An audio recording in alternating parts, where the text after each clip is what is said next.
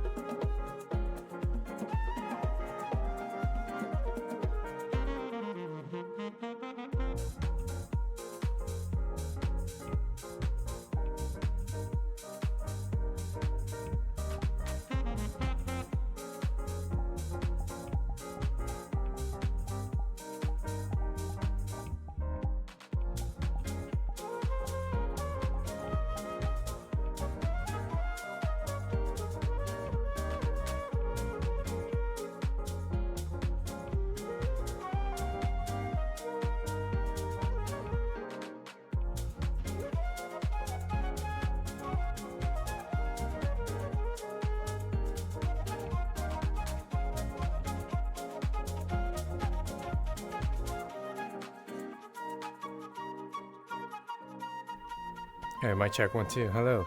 Can you guys hear me in chat? Hello.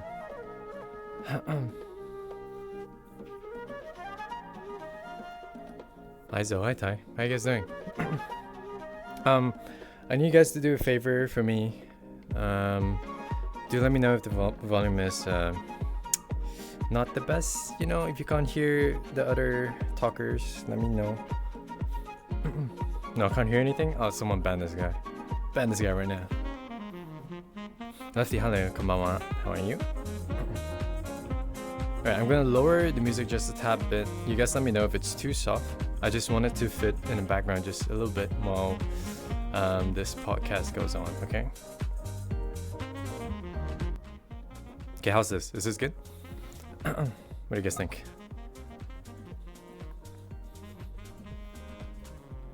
Better? Okay, sugoi. Alright. Shit. Guys, I'm not ready for this. Onja. Alright, I'm gonna mute them. 1 sec.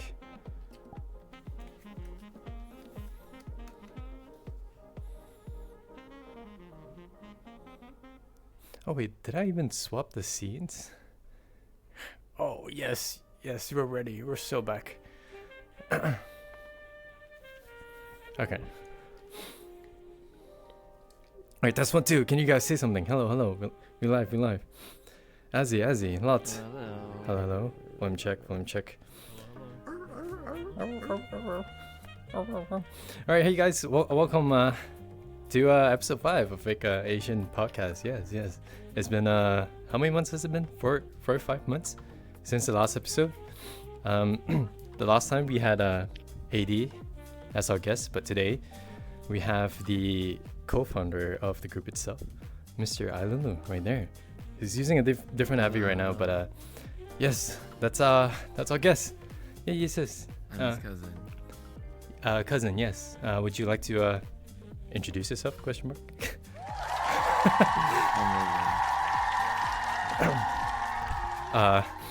Oh yeah, that's Lulu. Yeah.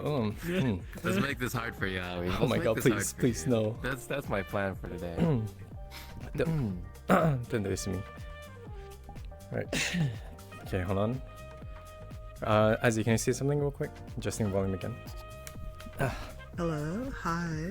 Oh, not the voice. Alright, do they sound good? Let me know. What? You don't like it? Why is he doing the voice? Not right now. Okay. Alright, real quick. Let's ask Lulu. This is what I do to every guest. What do you think this podcast is about, really? Mr. From Lulu. what I've learned, absolutely nothing. We just talk in like how long? Yeah. An as hour, long as 2 we can hours? go. Yeah. Just absolute Hour or nonsense. 2. Yeah. That's okay. Yep. Yeah, I guess it sounds like it's hanging out. Yes. That's fine. We yap. Yeah, we have fun. We yap, we ask questions, we have fun. That's like a good time. We try not to be too racist sounding, apparently, to some people. No. Too racist? I don't know. They look. We haven't. Hang on. We haven't hit the 10-minute mark yet. Give it a while. The allegations. Just let the ice break a little, you know. Don't remind chat. Dude, what the fuck are you doing? Allegations. Don't remind them. These It's are like a some surprise pretty every insane fucking 4 allegations. months. Yes. Our group has a reputation, unfortunately. Look, man, we're just like a normal group, yeah. This group, it was created out. It was like an inside joke, right? Initially, and then it became like a.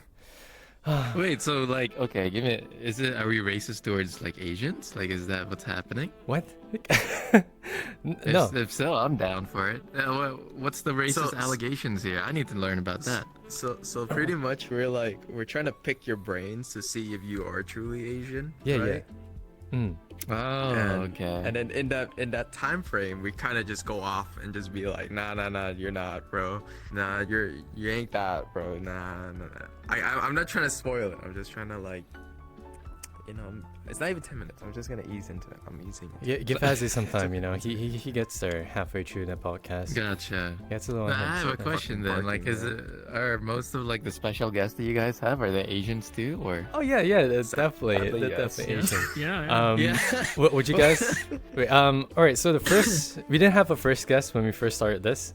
It was like, it was just like Lot, me, and Azu, Singaporean, and 2 Malaysians, and then our second guest was a Filipino, right? A fully Filipino. Who was our I'm third full guest again? Filipino. Yeah, you're like a second Filipino on the podcast, right? Oh yeah, third guest was Azzy. Was it? Am I remembering this Yeah, it was correctly? Azzy, and then it was 80 80. afterwards. Okay. So So Filipino, Vietnamese, Malaysian, and now Filipino again.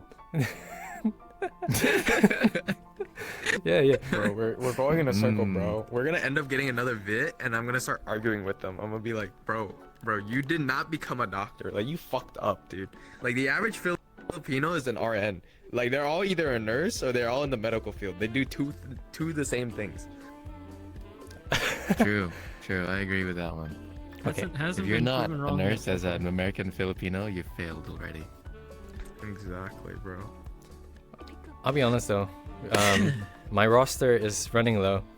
After Lulu as our guest, I don't know who else we can invite.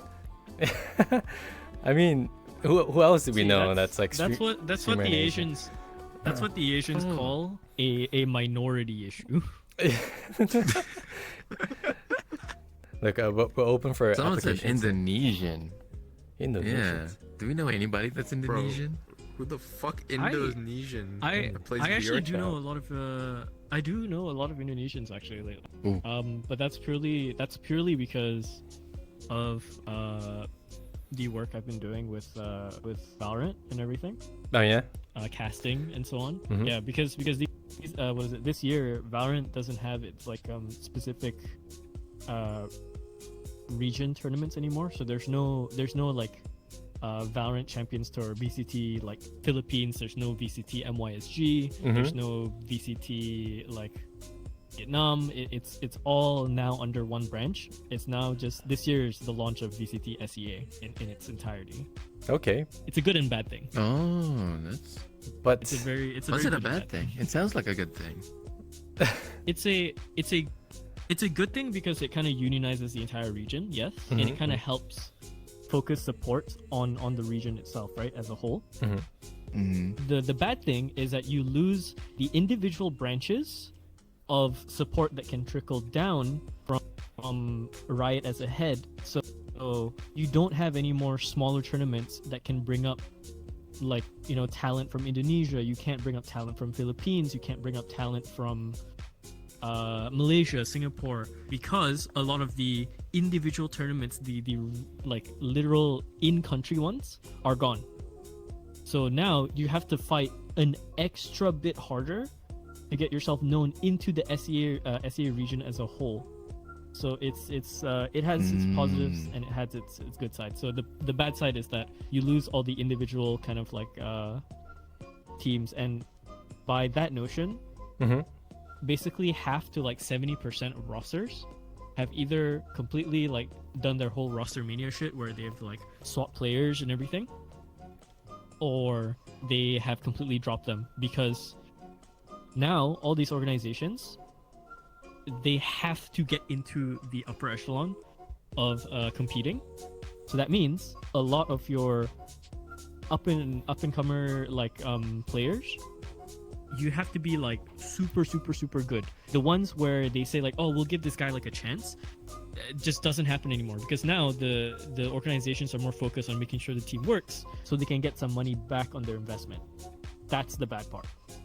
You lose out on a lot of up and coming talent because it's super cutthroat, which it needs to be, but not more to this competitive extent now. where it's not good where it's like to this extent where you lose support of all the tier 2 tier 3 players, because that's your future prospects and if you only pick from your tier 1 players, then there's no, there's just like no dream for it. Essentially, there's no way for you to get in. You know what this sounds like in the end? North America, bro. Yeah, no, it's true. I want to be recognized by a fucking organization. All right, Oh, fight your shit. way through it. This is a war zone now. I like how this just transitioned into battle talk. Yeah, enough Valorant talk. Yeah, shut up about that. Give me shut up Typical about Asian Valorant talk. talking about That's work in a work. podcast. Hey, You fucking animal. look, man. man. I think you should advertise VR chat while you're, or these people, That's get them true. on board. Yes, That's yes. true. What would happen that's if you true. say like So- sponsored by fake Asian gang while Oh, you're no. like casting? Yeah, what happens? You'd probably get fired. I'd likely get. or like they give I'd you probably they get give you a warning. blacklisted. I'd probably get Free blacklisted by sponsor, free right. sponsors. Free sponsor. I'd probably get blacklisted. 2 people are Also, gonna I mean, look us okay. up, and that's it. Out of all. Oh of yeah. us. They might horribly Like- search up the acronym. No, don't. Yeah. Look, a lot of people don't know like the acronym of the group, so the less you bring it up, the better. Okay, let's just let it be. It's just fake Asian Okay, gang. we'll It's go through. nothing We'll go else. through a whole rebranding. It's nothing else. We'll go through a whole rebranding for it. Well, at some technically, point. we have already rebranded to a different group, but it's okay. This is something else. Yes. But yeah, I mean, but like, okay, I want to talk about this more because we might as well, right? yeah, sure. Do you think if people would recognize the acronym more, do you think VRChat would send you like a letter like, hey, you gotta change this? But why though? Like, it's not. Have you noticed? It's not intentional, right? So No, yeah, Yeah. exactly. And we don't like put ourselves into a situation where like we put you use the acronym, we use the whole name, all every single time. But it is funny though. true. I mean, like, aside from fake Asian gang, like, how else can we name it? And that makes it sound a little, unique as it is. Because everything else just sounds weird, like fake Asian squad, fake Asian clan. It's just weird. It doesn't work. Yeah. Yeah. Yeah. Yeah. And plus, like, who Asian- said fake fake Asian Asian gang at the people. start anyway? Who Yeah. said Fake Asian fake Asian people, gang at fat. the start? Whoa, yeah. FAG. It hasn't even been 10 No, minutes, no, bro. What are you Acronym. It's the group, guys. It's not what you think. Yes. Oh yeah. Hey, dude, I'm gonna go to FAP later. Yeah. Oh Yeah. goodness. That kind of works, I guess, right? This is why we get allegations, like. Oh, you know Fab? Yeah, I watched them too. Oh my god. That's crazy. No, but I go FAP every time. Oh, sorry. no.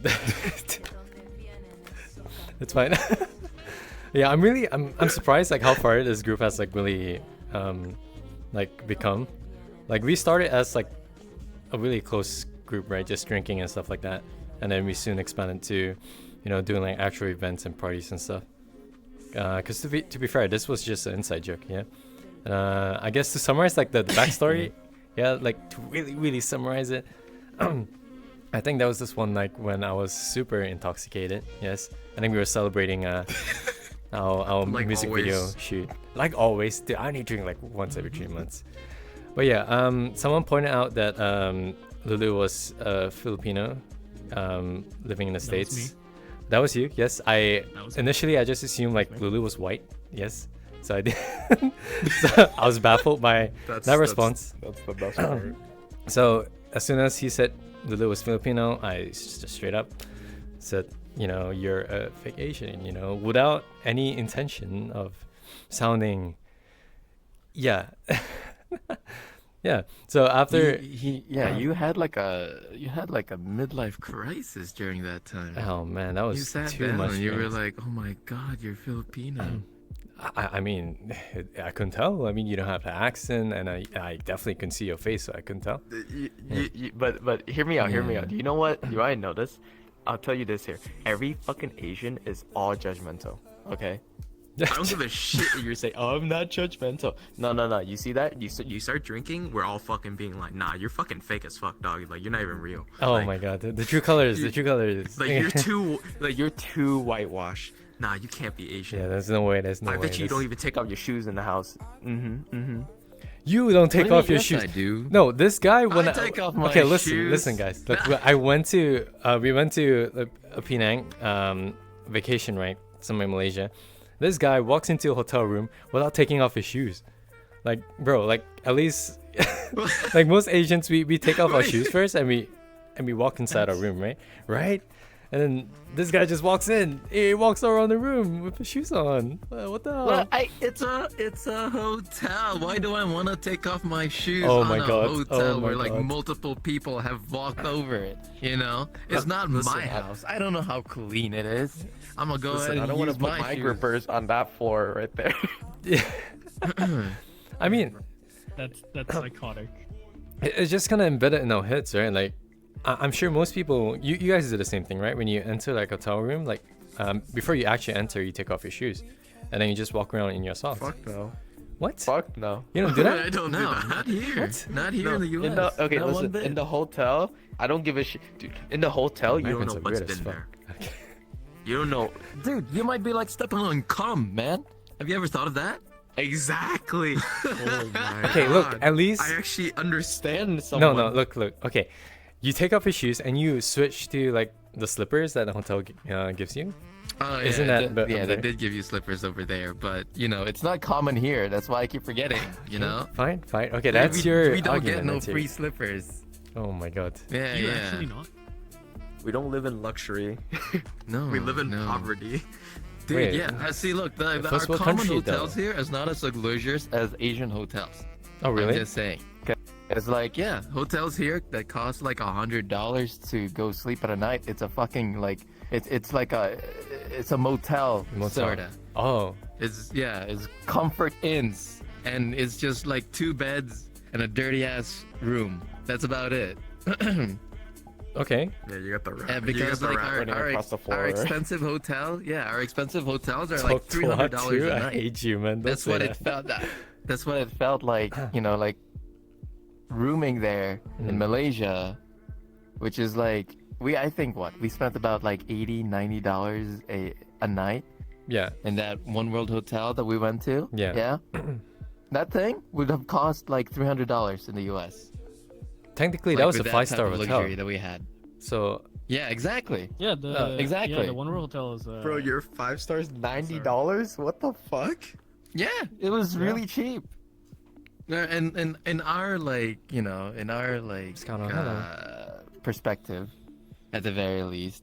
But yeah, mhm. You were definitely So surprised. we right? got no you shoes. said you said Oh, very. $300 a night, right? It's Yeah. like your usual. in like For a a 5-star hotel, hotel, yes. Yeah. 300. Okay, so $300. You times 4.2, 4.3. That's the currency conversion over here towards US dollar to Asian ringgit. Jesus And Christ. that's It's like 1,000 ringgit. yeah. So that 1,000 plus can actually get you the suite already. The suite room, like a night. A really big room. Yeah, that's like the whole suite. So you could get Yeah. Yeah. 1.3. Not here, yeah.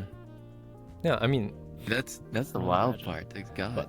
what else was like The really discrepancy. really like baffling, like different to you when you came to Malaysia, like compared to your where you live, like your country?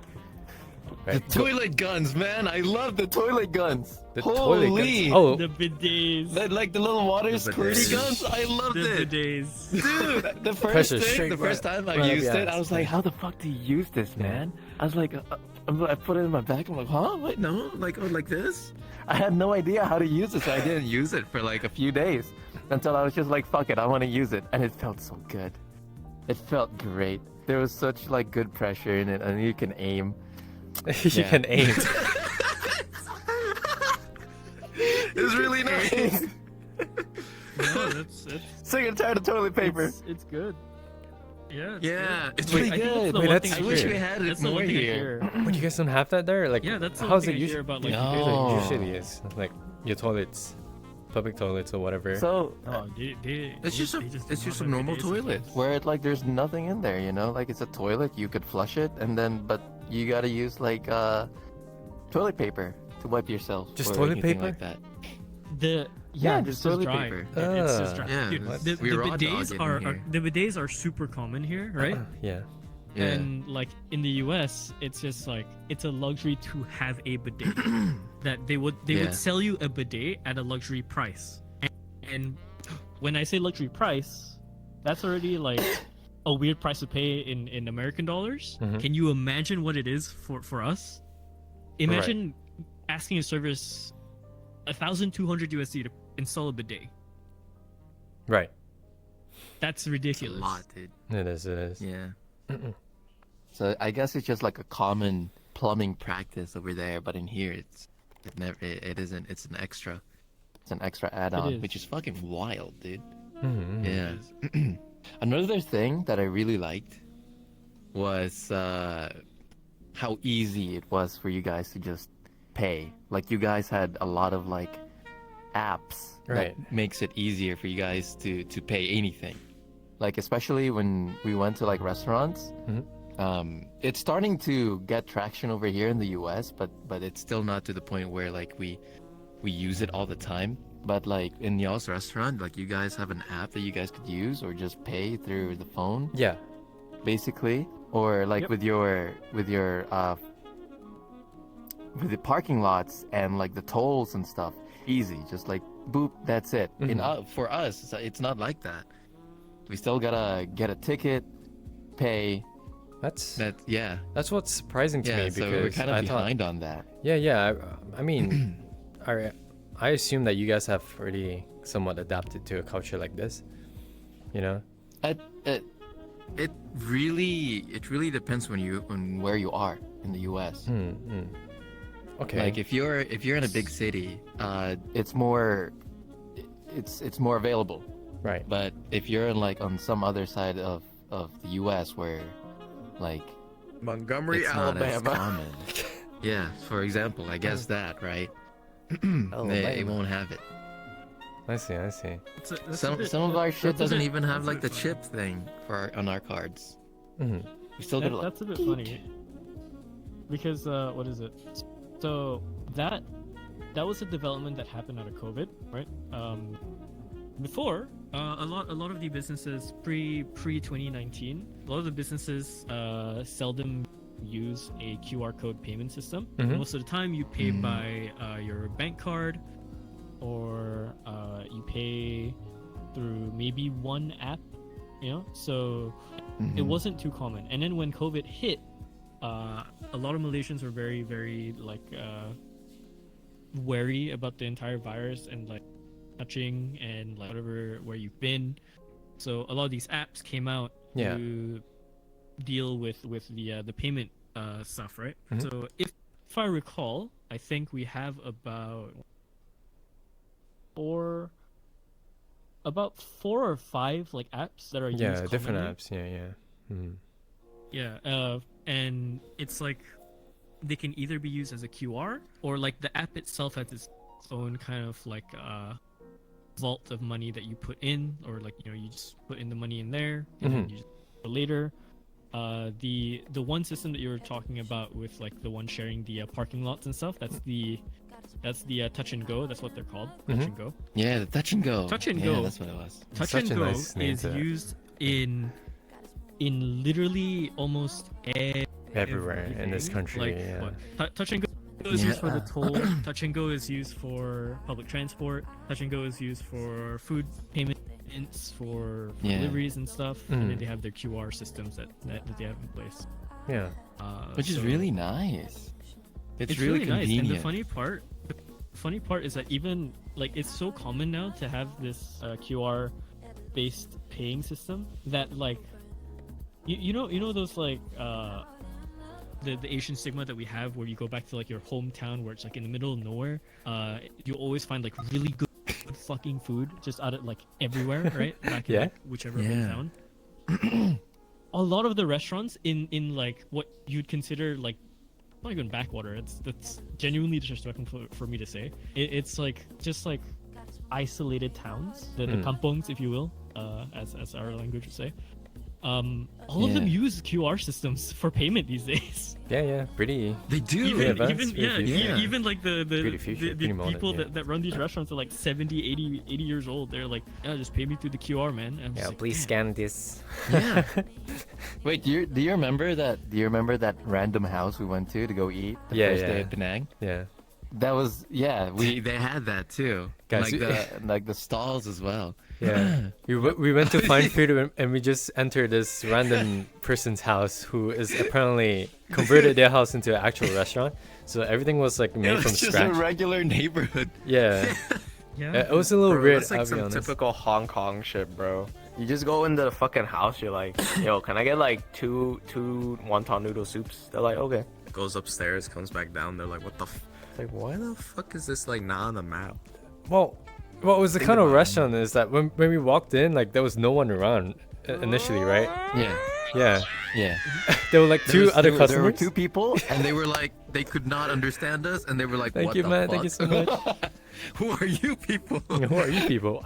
Do we order from you guys? Like, They're like, no. But then like they pointed inside the house. I almost went inside the house until like I saw like the dude like see us and like come over to us. yeah. It was just a random person's house, and it was Re- like what it was an experience. Were you gonna walk in with your Is shoes this on? Georgetown? I was about oh dude, yeah, I was so I close was to in doing it. Georgetown. I totally forgot my shoe thing too, My God. because I saw them cooking in the back, Yeah. and I wanted to like say hello, but they Mm. saw me first, so thank God for that. hmm Penang, The- Penang is very interesting in that regard. Oh, go on. Yeah. It was, in comparison to like KL, it was pretty interesting. Mm-hmm. It was very like small water type like area, but at the same time like it all had the amenities of a big city, Mm-hmm. or most of it. Dude, Yeah, that's Penang. like I think our group, Yeah, we were glad to have Lulu because he's so westernized to the point where you're willing to voice out your opinions. You know what I mean? Like unlike us, Yeah. we usually stay like really quiet. Like if something goes wrong, we're like, you know what, it's fine. But Lulu's like, oh, you actually voice that out, which is pretty neat. Yeah. Like, this is shit. I Replace it. I remember trying to get like senpai. I remember trying to get senpai to like talk to the locals, because like I just think that most people know Malaysian or something, right? Yeah. At the very least. So I was trying to get her to like hey, like talk to them and see like how we could order and stuff. And she's like, no, they Chinese. They don't know how to speak Malaysian. I'm like, can you at least try? And I'm like, fuck it, I'll go do it myself. And I almost went inside that dude's house, which was like, I don't know. It was so hard. By the way, it was really hard to like figure out where the line is to being like, how could it respect And to yeah. how to be respectful, and at the same time like how do I get what I need and what I want done, you know? Mm-hmm. So it was hard for me to kind of adjust, because Asia is a different culture from any other like Western cultures, Mm-hmm. you know? That's true. We're that's true. very loud, we're very like talkative, and just in general we're easier to, I guess, interact Almost with went each in the other, house. No, the I house guess. is a restaurant. They converted it into a restaurant. Yeah. But Usually Depends where usually you are, Cone- though. like, Depends usually where you Cone or are in the Body Lane States. carry- that is also a Yeah. fair point. Yeah. No, but Lulu, it's funny because you forgot I exist. When that person speaks Chinese, I could speak Chinese, but you didn't look at me. Did you just assume I'm a fake Asian, bro? Yeah, this guy only speaks Wait, English. You speak Chinese? I do, bro. Like they just forgot. Like, go just speak English to him. totally Like, forgot. guys, I speak was Chinese. hungry and I was sick. Okay, I was hungry, I was sick, I was just ready to eat and go home. That was 小红书。 it. 小红书. I Yeah. totally forgot. Yeah, it was great fun. Oh my goodness.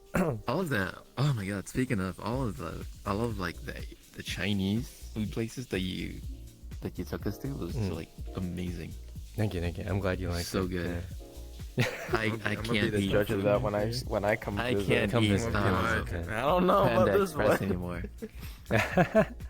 I don't know, man. Everything just tasted good. I guess it's just like the difference between like what I usually eat and I consider as Chinese between like actual Chinese food. Yummy. Wait, hold up, Lulu. Their noodles are What do you crunchy, though. consider What the fuck? is Chinese food then in the States here? Well, okay, I wouldn't say like it's Chinese food, but like I'm used to American Chinese food. I go to a Chinese food here in the US. It's Americanized. Like in Okay. most everywhere that I go. So that's what I'm used to. Like General Tso's, the lo mein. Oh my god. All that type bullshit. All that type. That's what I'm just so used to. Like when I finally get to actually eat like what fried rice is supposed to taste like. It What tastes it's so supposed good. to taste like. Now, now you spend forever trying to find that taste in your country. I'm kidding. I'm sure you can find Dude, I could never. a place like that somewhere hidden. I haven't eaten any like actual Chinese food since then, or like Chinese food since Right, then. Just right. come The only to thing that I Cali, ate bro. was Panda Express because I Just got come to hungry. Cali. I'll take you to all the fucking Hong Kong restaurants over here. See, that's yeah. There's some like actual good places in Seattle, but like I don't know. They're no, expensive no, as no, no. hell. You got the main Asians in Cali, bro. Okay, the fucking Chinese Yeah. built the railroads over here in fucking San Francisco. Okay. But they were literally the ones that made it Americanized. What the fuck are you talking about? Yeah, they had to okay, tweak the bro, it's recipe, you know, okay. to nerf it a little. Yeah, they had to tweak the recipe. You want money? Yeah. And you can't get money if you don't get the white people's money. True, Fucking- true. Anyway. Penang's very steeped in culture, primarily Chinese, because that's the kind of grassroots, primary grassroots of it. Right. So you're bound to find a lot of good Chinese food there, and a lot of like very interesting concepts for fusions of that kind of food as well. There was a place I recommended to you guys. I'm not too sure if you went. It was called the what was it, China House, where they serve like cakes and stuff. And a lot of the cakes Whoa. there also sometimes are ridiculously good, and it's like No. infused with like old ways that they did it, where it's like Traditional ways, yeah. it's very very traditional. They have like very traditional cakes, and then they have very modernized kind of like recipes. The last time I went there, I had like a dark cherry chocolate cake with like Oh, rum. that sounds really good. Yeah. That sounds great. Hmm. Holy. I don't think we ever went there though. It's Every just single hidden. time we go the home, problem, it's the problem like is that a lot of the places there are hidden. Midnight. Look, Yeah. I'll be honest. I'll say this again, yeah. I saw Chica in chat earlier, but when we went to Penang, I just expected Chica to do what I did, you know, like, oh, I'm gonna To take know you to this everything, place, yeah. you know, this restaurant A Yeah. is pretty good, restaurant B. Yeah. But apparently she doesn't Yeah, really, you know, go out and eat as much, so she didn't really know a lot of places, yeah. unfortunately. Yo, thank you for rate paper. Her and Hello, her hello. family You're gonna doesn't. Well, her mom goes out. We're But going to a like, podcast. We're doing a podcast right not now, right? beyond where their village area is. Yeah, yeah. Yeah. So, it's fine. It's fine. One thing I do want to say though, like whenever I was in a restaurant, like in a Chinese restaurant, with Lulu and Spee, whenever I tried to order like in the Chinese language, like with the waitress, right, talking to the waitress, like she just kept speaking English to me. Like I spoke Chinese, Dude, she responded I in get English. So fucking mad. Bro. I kept trying, man. Like shit. Like she thinks my oh my god. Maybe I just speak bad, you know. I don't know. I'm getting a little self-conscious here, you know. But you know, it's whatever. It's whatever. Yeah. It's okay. It's okay. Dude, I get. Fuck you, Cyber. I speak Dude, I had decent. that happen to me yesterday. I went to a Vietnamese restaurant, Yeah. and then I was like ordering like my friends a bowl of pho and everything, and they go in and they're like, "Oh, do you want the large or the small?" And I'm like, I just spoke to you in your fucking mainland fucking language. What do you want me to do? I was so triggered for a minute. I was like, oh my god. And I kept talking in Vietnamese, and they respond like, they're like, oh, okay, you can have they only have one size for this one. And I'm like, What if she doesn't Meaning, speak Vietnamese? Like surprise, like okay. she just has to I accent. actually had a thought about that because when I walked into the fucking restaurant, they were playing Spanish music. Imagine speaking. And I was like, Wait, that's What crazy. the fuck is this? The vibes are off. Dude, I'm not shitting you, dude. The Vietnamese restaurant, the name is Pho. I'm not gonna say the specific name. I don't. but it's Pho. Okay, that's the restaurant's name. Walk It's in, kinda- Spanish music. That is. Yeah. It's kind of normal over here to have like a Spanish dude, Mm. like a Mexican guy, doing the sushi here in the US. It is. Yeah. So yeah, or like in the back of the kitchen. No lie though. I mean, shoot, it's good still. Mhm, So mhm. I can't really complain much about it. But you know, What's that? sometimes it's just- What's that one restaurant where you go and you gather at a table and they cook in front of you? What's that fucking called again? I know what you're talking about. Hibachi? Or Or like Hibachi, yeah, hibachi. hibachi. Yeah. Dude, every hibachi I've ever been to, a fucking Mexican guy. His name is either fucking Juan or Rodriguez. That's it. Bro. Oh no. But they're really good though, you know? They do their job really well. So like I can't complain. That's so funny though. Like trying to order like Asian food, and it's just like okay, I like to order, maybe parts of the chicken katsu, and this dude just rolls up at you. And it's just like, okay, sir, I will take this order for you, and it's like the most like so like he's just like, it's like wait, this is an Asian restaurant, right? And then he's like, see, this is an Asian restaurant.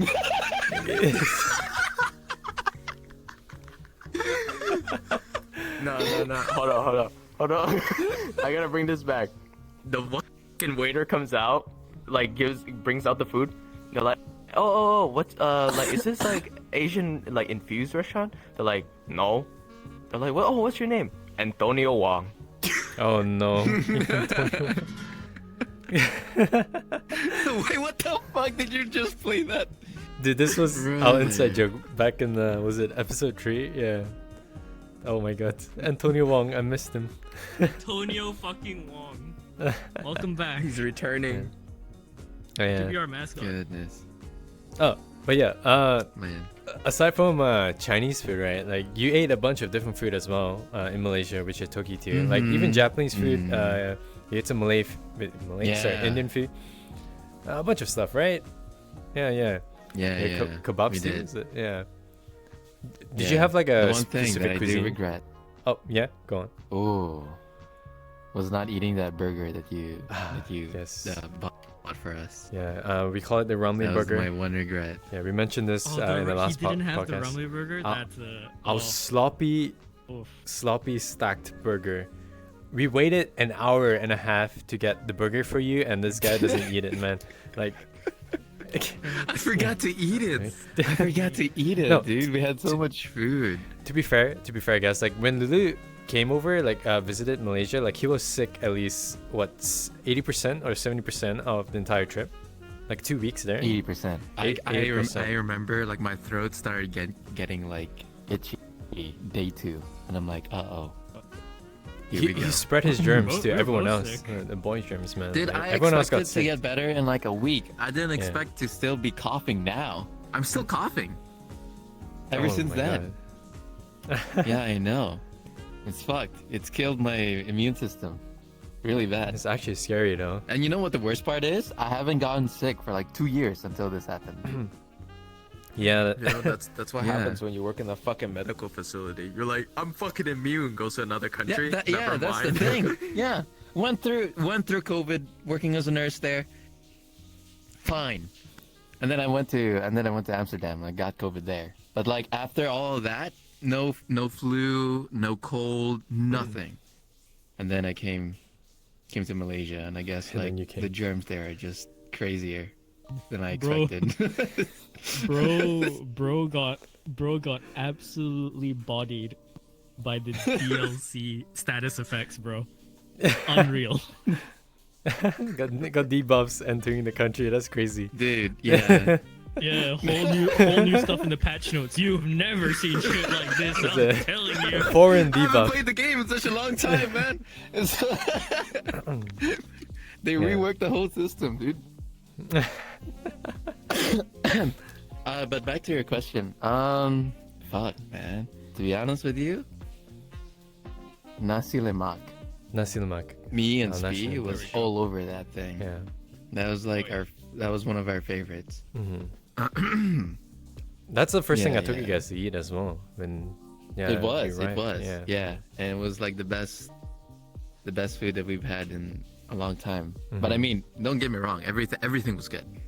I'm glad. Everything was Yeah. great. Yeah. Yeah. But nasi lemak is obviously the one that we remember the most, just because it's like About like a decade back, maybe a little bit more than a decade back, Mhm. prices were so low for food because our currency was actually doing pretty okay, right? You could get like a packet of nasi lemak, like about like the size of your hand, maybe a little bit bigger, for like 50 cents, like like 1 ringgit our currency. So that's like what, literally like 20-ish, maybe even less cents for US steaks for brevity. Yeah, man. mhm. I mean, technically, the food Imagine here, 20 cents and you get like a whole meal. food here is still cheap. Well, to foreign countries, I guess. Yeah. Yeah, we were It's freaking out super over. cheap. We were freaking out over like how much was that nasi lemak, by the way? Like for one plate, it was like okay, 8, 10 ringgit, 12 ringgits. Yeah, it was. Yeah, it was around there. Yeah. So that in US It's currency, like that's $2, like $3. Yeah, you, $2, $3. You yeah. never find that here. Yeah. You'll never find a meal that's $2 or $3 here in the U.S. unless you just you get like a burger Right. in McDonald's, like the And simple it- no cheeseburger. Yeah, 8 to 10 is like city price. If you go out in like other places in Malaysia, places like Perak or Ipoh, you know, where it's like Yeah. not the main city, it's very far out, several hours drive, like nearly half a day drive and everything. Yeah. You can get nasi lemak still for like half that price too, which is crazy. Like that is crazy. Like even though it's like 4 ringgit, and some people will say like, oh, 4 ringgit, it's like you like back in my day, I could get nasi lemak for like 50 cents. We was better for it. And then you'd be like, it's 4 ringgit, bro. I'm paying 15, not drink not included, for my nasi lemak in the city. Like, damn. But Man, Currency, that man. was amazing. yeah, I'm so glad you Being enjoyed able the to food. experience that. Yeah. Yeah. That's why we want to go back again, man. Yeah, you're crazy, man. I Like, want to go back again so bad. you want to come back this year? I told my parents this, and they called you guys crazy. Like, again, isn't it expensive to fly here? You guys want to come here just for the food again? Like, damn. All right, you like the I country? mean, that much? I have my own reasons. Yeah, please, you know? please. Yeah, always, yeah. Please. Yeah. I want you guys to advertise Malaysia to your friends. Okay, just saying, support our economy. I have been at work. I've been telling people I went to Malaysia, and like they were like, "Oh, how was that? Oh, fucking amazing. Yeah. The food there is cheap and good. The people there were nice, and like you know, like it's not as like what you would think, because like, well, is Malaysia still considered as a third world country? It is. Is we're Just because still like there's such a considered discrepancy developing. between Developing, yeah, yeah. like a poverty We're still between all considered that. developing. Yeah. I Yeah. mean that's the one thing. You talk about like the poverty stuff. You can Yeah. directly see that if you go to like KL. I'm pretty sure you've seen it, where it's like you're taking your. We've definitely seen it. We've seen people. Yeah, right. like, It's like you lay look at your down on window on the streets and left stuff. side. Yeah. Mhm. Yeah, Yeah. you look out your window on the left side. You see like these tall architecture buildings, way more modern. And you look to your right and you see like these households that are like held together with like rooftops, Yeah. made out of sheet metal. You know? Yeah, It's, like, yeah. you can see the Wait, you- literal discrepancy on one road. Wait, you guys Yeah. got that too? I just go down the Skid Row Valley right over here. They have it too. Yeah, no, Bruh. it's just a very like inherently Asian thing, and I think that's just due to how like development companies kind of just operate, and how like it's very predatory in the way they do their businesses because they're very much just gunning for the land, Right. and it Yeah. like half of it is just like, oh, we want to develop this land into something that can be future proof. Apartment have like years and years and years of furnishing, years and years and years of clients and take care of it. And on the other side, you have maybe something like a governmental project happening where it's just like, okay, we want to make like long houses for people underneath a certain like wage bracket because they obviously can't live in those apartments, so we still need to make affordable apartments. So you get these you get the mix and mash of Yeah, it's a mix and weird mash. architectural buildings. Yeah. Yeah. Just in like in a Western standpoint, I think, how can I say this? Like because like this, it's the same like in the Philippines, but obviously we have more poverty Mm-hmm. than Malaysia. But I think like we as like a population here in the Western areas, when we think Malaysia, we just think about like, oh, you know, like just most of the bad parts economically, Right. instead of like the amount of like technological like advancements that you guys have done more with y'all's like cities and stuff. We've never thought about that. Or more so, we don't think about it Mhm. as much as we should, which is why like Malaysia and like all those other places aren't really as attractive as a tourist station than it is to like if we go to Europe, or if we go to like, I don't know, like somewhere. If we would go to Asia, we'd go to Japan Mm-hmm. or Korea Sure. Sure. or China, right? Yeah. Yeah.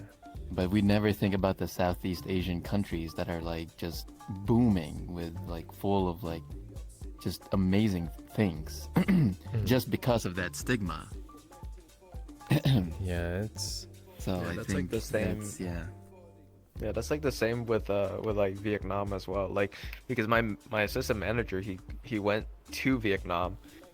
Yeah. He's like, yeah, this shit is like 10 times better than the US. He's like, I'm probably gonna retire over there. He's like, they got good Yeah. food, they got this, they got that, and then 2 weeks later comes back from the vacation. All right, I'm married now. I'm like, Damn. I'm like, okay. He's like, yeah, dude, like after work, everyone goes out, gets a drink, starts partying, jumps on the fucking table. I'm like, what the fuck? Like, what the fuck? Why is this culture fucking cool over here? Like, I can't. I Yeah. don't get this shit.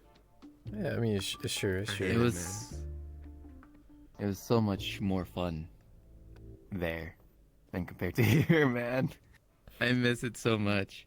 Just retire here. You know. Just come to somewhere in Southeast Asia and take all your savings. Oh, that's the plan. Yeah. My mom's plan is to retire to the Philippines, and that's it. Okay. Okay. That's nice. That's Oh, nice. boy. Yeah, yeah. Mm-hmm. So That's we'll true. see. I don't want to retire here, man. That shit's too expensive. Yeah. Yeah. Excited And to if see you, you if you retire, next year. Yeah. if you I mean, retire in this year. Malaysia, you have a lot of options for food Many options. Yeah. Yeah. Oh. at all hours Plus- too. Yeah. Okay, that brings me to that question. I've asked this to Azzy before, but I've also asked this to you during the trip. Like, what's your usual kind of food that you go for? Because when you were in Malaysia, right? Here? Like, breakfast you eat like noodles, rice, and then lunch noodles and rice, dinner noodles and rice. But is it like how different is it compared to where you're staying right now? I'd say pretty different. How so? Not once have I had eggs and bacon there. Oh my god. That's my like usual go-to breakfast, right? Yeah, yeah. My usual go-to breakfast, and then like for my lunch, I eat like I mean chicken or like steak, along with some vegetables and mashed potatoes. I eat pretty American. I'm not gonna lie to you, Okay. because it's like easier to make and find here in the U.S. Right. So I just do that. And like for dinner, like I mean, sometimes I'll eat some noodles, but it's like fucking. If I don't buy noodles in a restaurant, it's just fucking cup noodles. Oh, just cup noodles. I see. I see. Cup noodles are like the ones that you boil in the water stuff. You know what I mean? All right. Yeah. So just I guess typical. So I guess what my answer would be pretty it was really different. Yeah. it was very different in comparison. Okay, the one issue that Malaysians have is we can never decide what to eat because we have like a fuck ton of choices, you know? Yeah. It's always a struggle. Lots of choices. Yeah. You know what you guys need? You guys need like a fucking like a little fidget spinner, and you put all the fucking like names on there, and be like, all right, I'm gonna spin this. What do I want? Noodles? No. Fucking rice? No. Yeah. They're all the fucking same. But Oh, and everybody eats rice there. Every Yeah. single restaurant, even the fast food restaurants have rice, which is awesome. yeah. You'll always have like white rice around like every. Yeah. Just to break the topic just a little bit, because someone brought up like a good point in terms of like the economy thing. Someone said like, aren't you an oil producing country? What do you mean third world country? We're still a developing third world country, and yes, we do export petroleum, but that's not even one of our highest exports. I learned about this. One of our highest exports is primarily like metals, rubber, machinery, and when it comes to oils, petroleum is usually done by the people over at Petronas, right? You have like their links with Mercedes and whatever else, the other big like oil rigs that work around the country and everything. Petronas is like the bigger companies that have made themselves known. One of the whole things about Petronas is the fact that you can literally visit the Petronas like science museum that's in the KL Towers itself, and it's all like integrated and stuff. A lot of stuff is like named like Petronas this, Petronas that. Like even our racing track also has like the Petronas logo somewhere. It's huge. Yeah, we're known for our racing. And as one of well, our right? other You guys used to have like oil F1 things is palm racing oil. there. Yeah. Yeah, we used to. Yeah, we did. We used to have F1 racing here. The Malaysian and Grand then Prix. they took it out of Yeah. the calendar. Yeah. Malaysia mentioned. Which Took is it out of the fucking calendar, wild. unfortunately. I feel wasn't the Malaysian Grand Prix there for like a long time too? Been there for years and years. Until 2018, I believe, or 2016, 2018 was like the last time they raced around here. Yeah. Which is kind of sad because a lot of the drivers actually do really like the Sepang track, because the Sepang track is very wide. It's very big in terms of like other tracks that you see. So they like the tracks are ability to unique, actually yeah. go for overtakes. And considering the current state, I'm going to bring this into slight motorsport talk here. Considering the current state of F1 where the cars are really big these days, Wide, yeah. in comparison to like 10 years ago, like I think they would love to drive in Sepang. Like, conditions be damned, if it rains like halfway or if it's like a little bit humid, I think them having the ability to overtake more gives the sport a better entertaining aspect, right?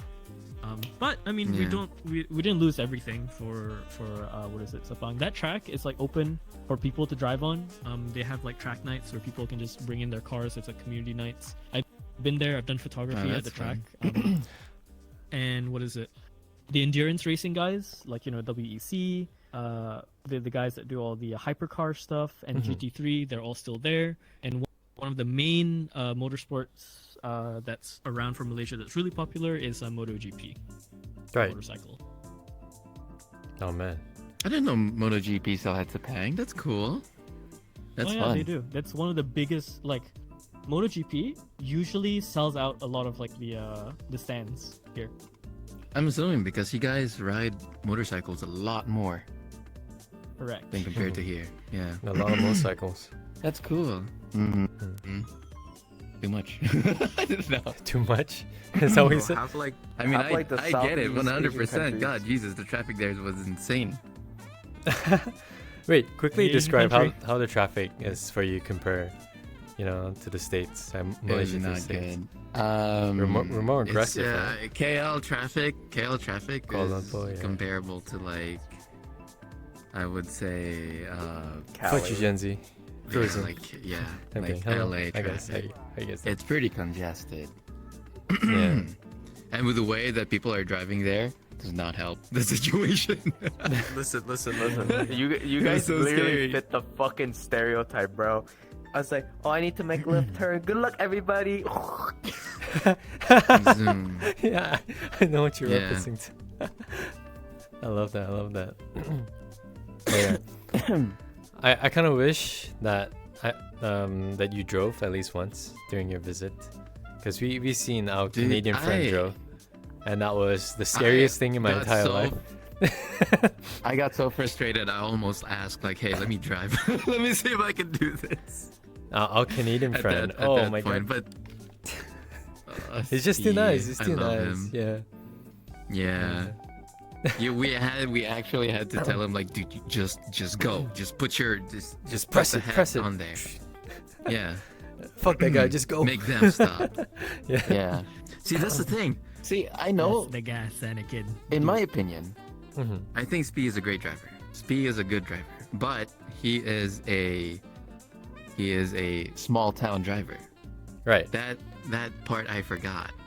because he's not used to like big cities. With multiple cars Mm. and where you have to be a little bit aggressive because in his area, like, people are very genuinely, like, nice. You know, they'll give you the right of way if you need to, or like they'd even stop if there's nobody behind them for you to like, You know, to get out of your driveway or stuff like that. Yeah. But you know, obviously, it doesn't work like that in Malaysia. It's different. and you've got to Yeah. like put your spot. You gotta put your spot on the road for yourself. You see an opening, or you else go you'll for it. just get bullied. Yeah. Yeah. Speed, it's time to speed. Oh my. But yeah, You gotta be like And Senna over there, dude. true. Oh, Yeah. You'll find a lot of people really want to test their driving skills in Malaysia, specifically on the That's not a Malaysian thing, dude. On the If you Karak come here, you highway, will see the difference. which leads up to Like, it's- Genting. I know when, There's when like it comes to a- describing I it, don't know if you it's, guys ended up it going sounds to similar, Genting, but if coming you in, come back, coming here to experience it is a whole definitely different go up thing. there. I'll Trust. join you guys because it's really fun to be up there. Okay, But the okay. highway that cuts through that sector, you see a lot of like car videos online, like sports car videos, and they're doing like kind of street racing, and they're like racing in the highway. One of the most common ones that you see, and you can instantly recognize it as the car highway here, is like they have like these green kind of like pillars towards the middle of the like in the barriers and stuff. It's usually around some of the corners to stop cars from hitting the barriers and actually flipping over onto the other side. Mhm. But you see a lot of like racers come here and take that highway as a challenge. One of the most popular videos out there that exists is of this white Mitsubishi Evo that does a upward run at night with a bunch of his buddies from the base of Genting all the way up top, and it's a spectacular thing to watch purely because of how he controls the cars, and like everyone that watches this coming in from Malaysia knows how dangerous it is to do that run at that speed unless you're extremely skilled. Hmm. Yeah, that's like canyon runs over here in fucking Cali, bro. Like It's me and my basically friends will go we'll go to the fucking canyons, and then like half of us will start going to like 120 miles an hour, and then we'll just start drifting down the fucking canyon.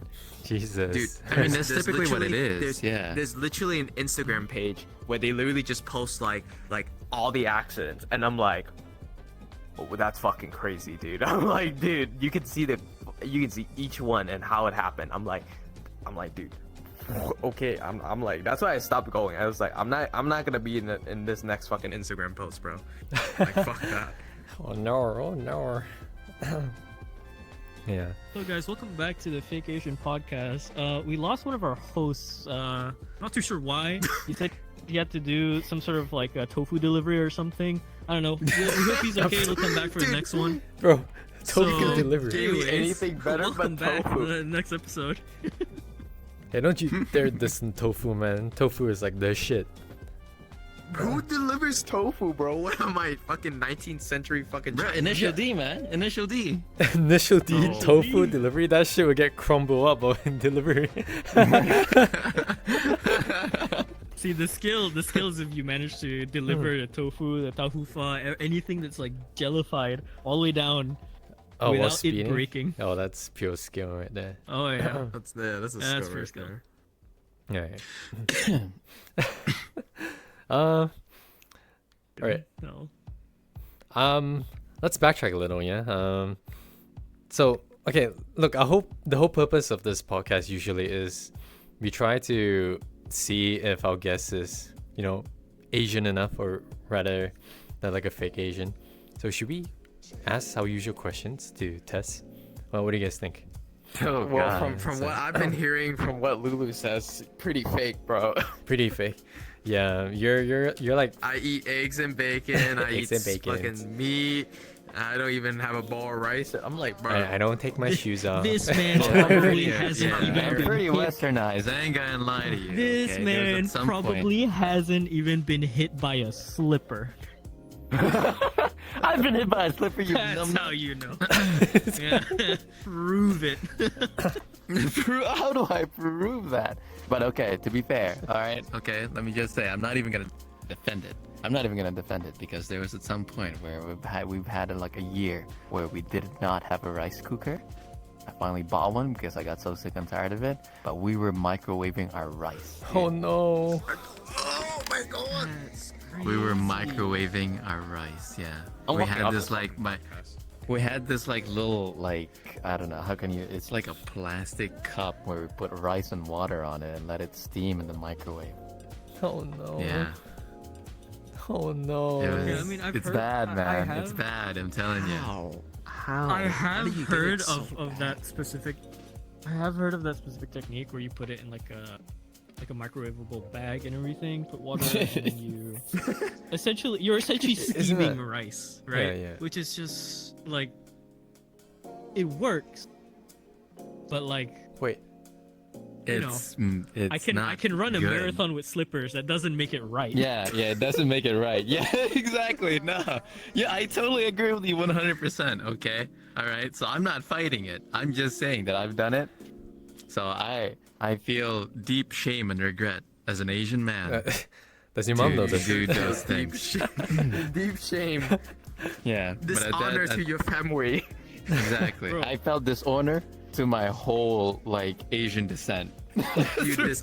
You dishonor your ancestor, your grandfather, your grandmother, the fish, the dog, the cat. Oh my. Hiya. I'm sorry. I I assume, foot I assume down this right was like I assume this was like back when you were in your teens, or No, this was 2 years when was ago. this? It's pretty. Obviously, when I lived Okay, wow. when I lived with Damn. my mom, Yeah. it was it's more I had more Asian in me, because we Right. ate rice all the time, every day. But I started living with my Caucasian roommates. Right. They don't eat rice like that, We only eat rice like here and there from time to time, like how we'd eat like potatoes or all that just in general. So they never really thought to buy I mean, a rice cooker that's until I fine. finally bought one myself. Oh, thank You goodness. Yeah. I feel Yeah, so, I was like, "Fuck feel this, so dude! I'm so bad. sick and tired of this." Yeah, I feel but the so only reason bad. why I didn't buy it any sooner is because it didn't feel like it was worth it because we only ate rice, or they only ate rice like maybe like what once, twice, 3 times, 4 times a month, Mm-hmm. So like, No, I was 4 just times like, a month, fuck I it. would say it's worth to get a rice Zoom. cooker. That's I don't still know, an not for me. excuse to buy one. It's like, It's an But investment. that's the thing. You're gonna use But it that's the sometime thing. We soon. already had the microwavable rice cooking thing because my roommate bought it. So I was like, fuck it. I guess we'll just keep on using that until it broke, and then it did break. So Dog, yeah. you'd spend more on the bags over time. Exactly. We had rice. We bought bags of rice. Hmm. We just put it on there. Did We don't. Did It's not like a quick and easy thing. We just put water and rice on there Did you wash it or anything? Yeah, but and here's let the the microwave point. cook it. No, but here's the point. Like, the rice cooker will last you a lifetime. It's not gonna break. That fucking piece of shit broke, right? Like, my rice cooker has been with me for like my entire Well, life. I mean, that's the bro. reason why I didn't buy a rice cooker until it broke. you know. So I might as well just fucking use it until until I don't need it. To lose. Okay, fair. Yeah. Dude, if a rice cooker breaks in your house, like that's bad juju. Or like Oh. that rice cooker is run by its own like ancestors, bro. Yeah. You have no idea. I'm just saying, man. If a rice cooker breaks in your house, something's up. It's like the Uh-oh, same bad thing as omen. like you fucking smash your fucking mirror. Dude, 7 years bad luck. feng shui. Yeah. Yeah, bad feng shui. Us Americans don't know nothing about feng shui, man. Oh my goodness. We don't care about it. I've seen some horrid interior design, quote unquote design from like some American houses, and where you guys place your fucking beds, like, bro. Yeah. You know, Yeah. so like, to the Asians out there and everyone that knows about feng shui, you know, it's just like, unless you have literally no choice, and even then there's a way to do it. So many beds I see face the fucking toilet door, and I'm like, why? Like, That's you're- actually you're like, common. Yeah.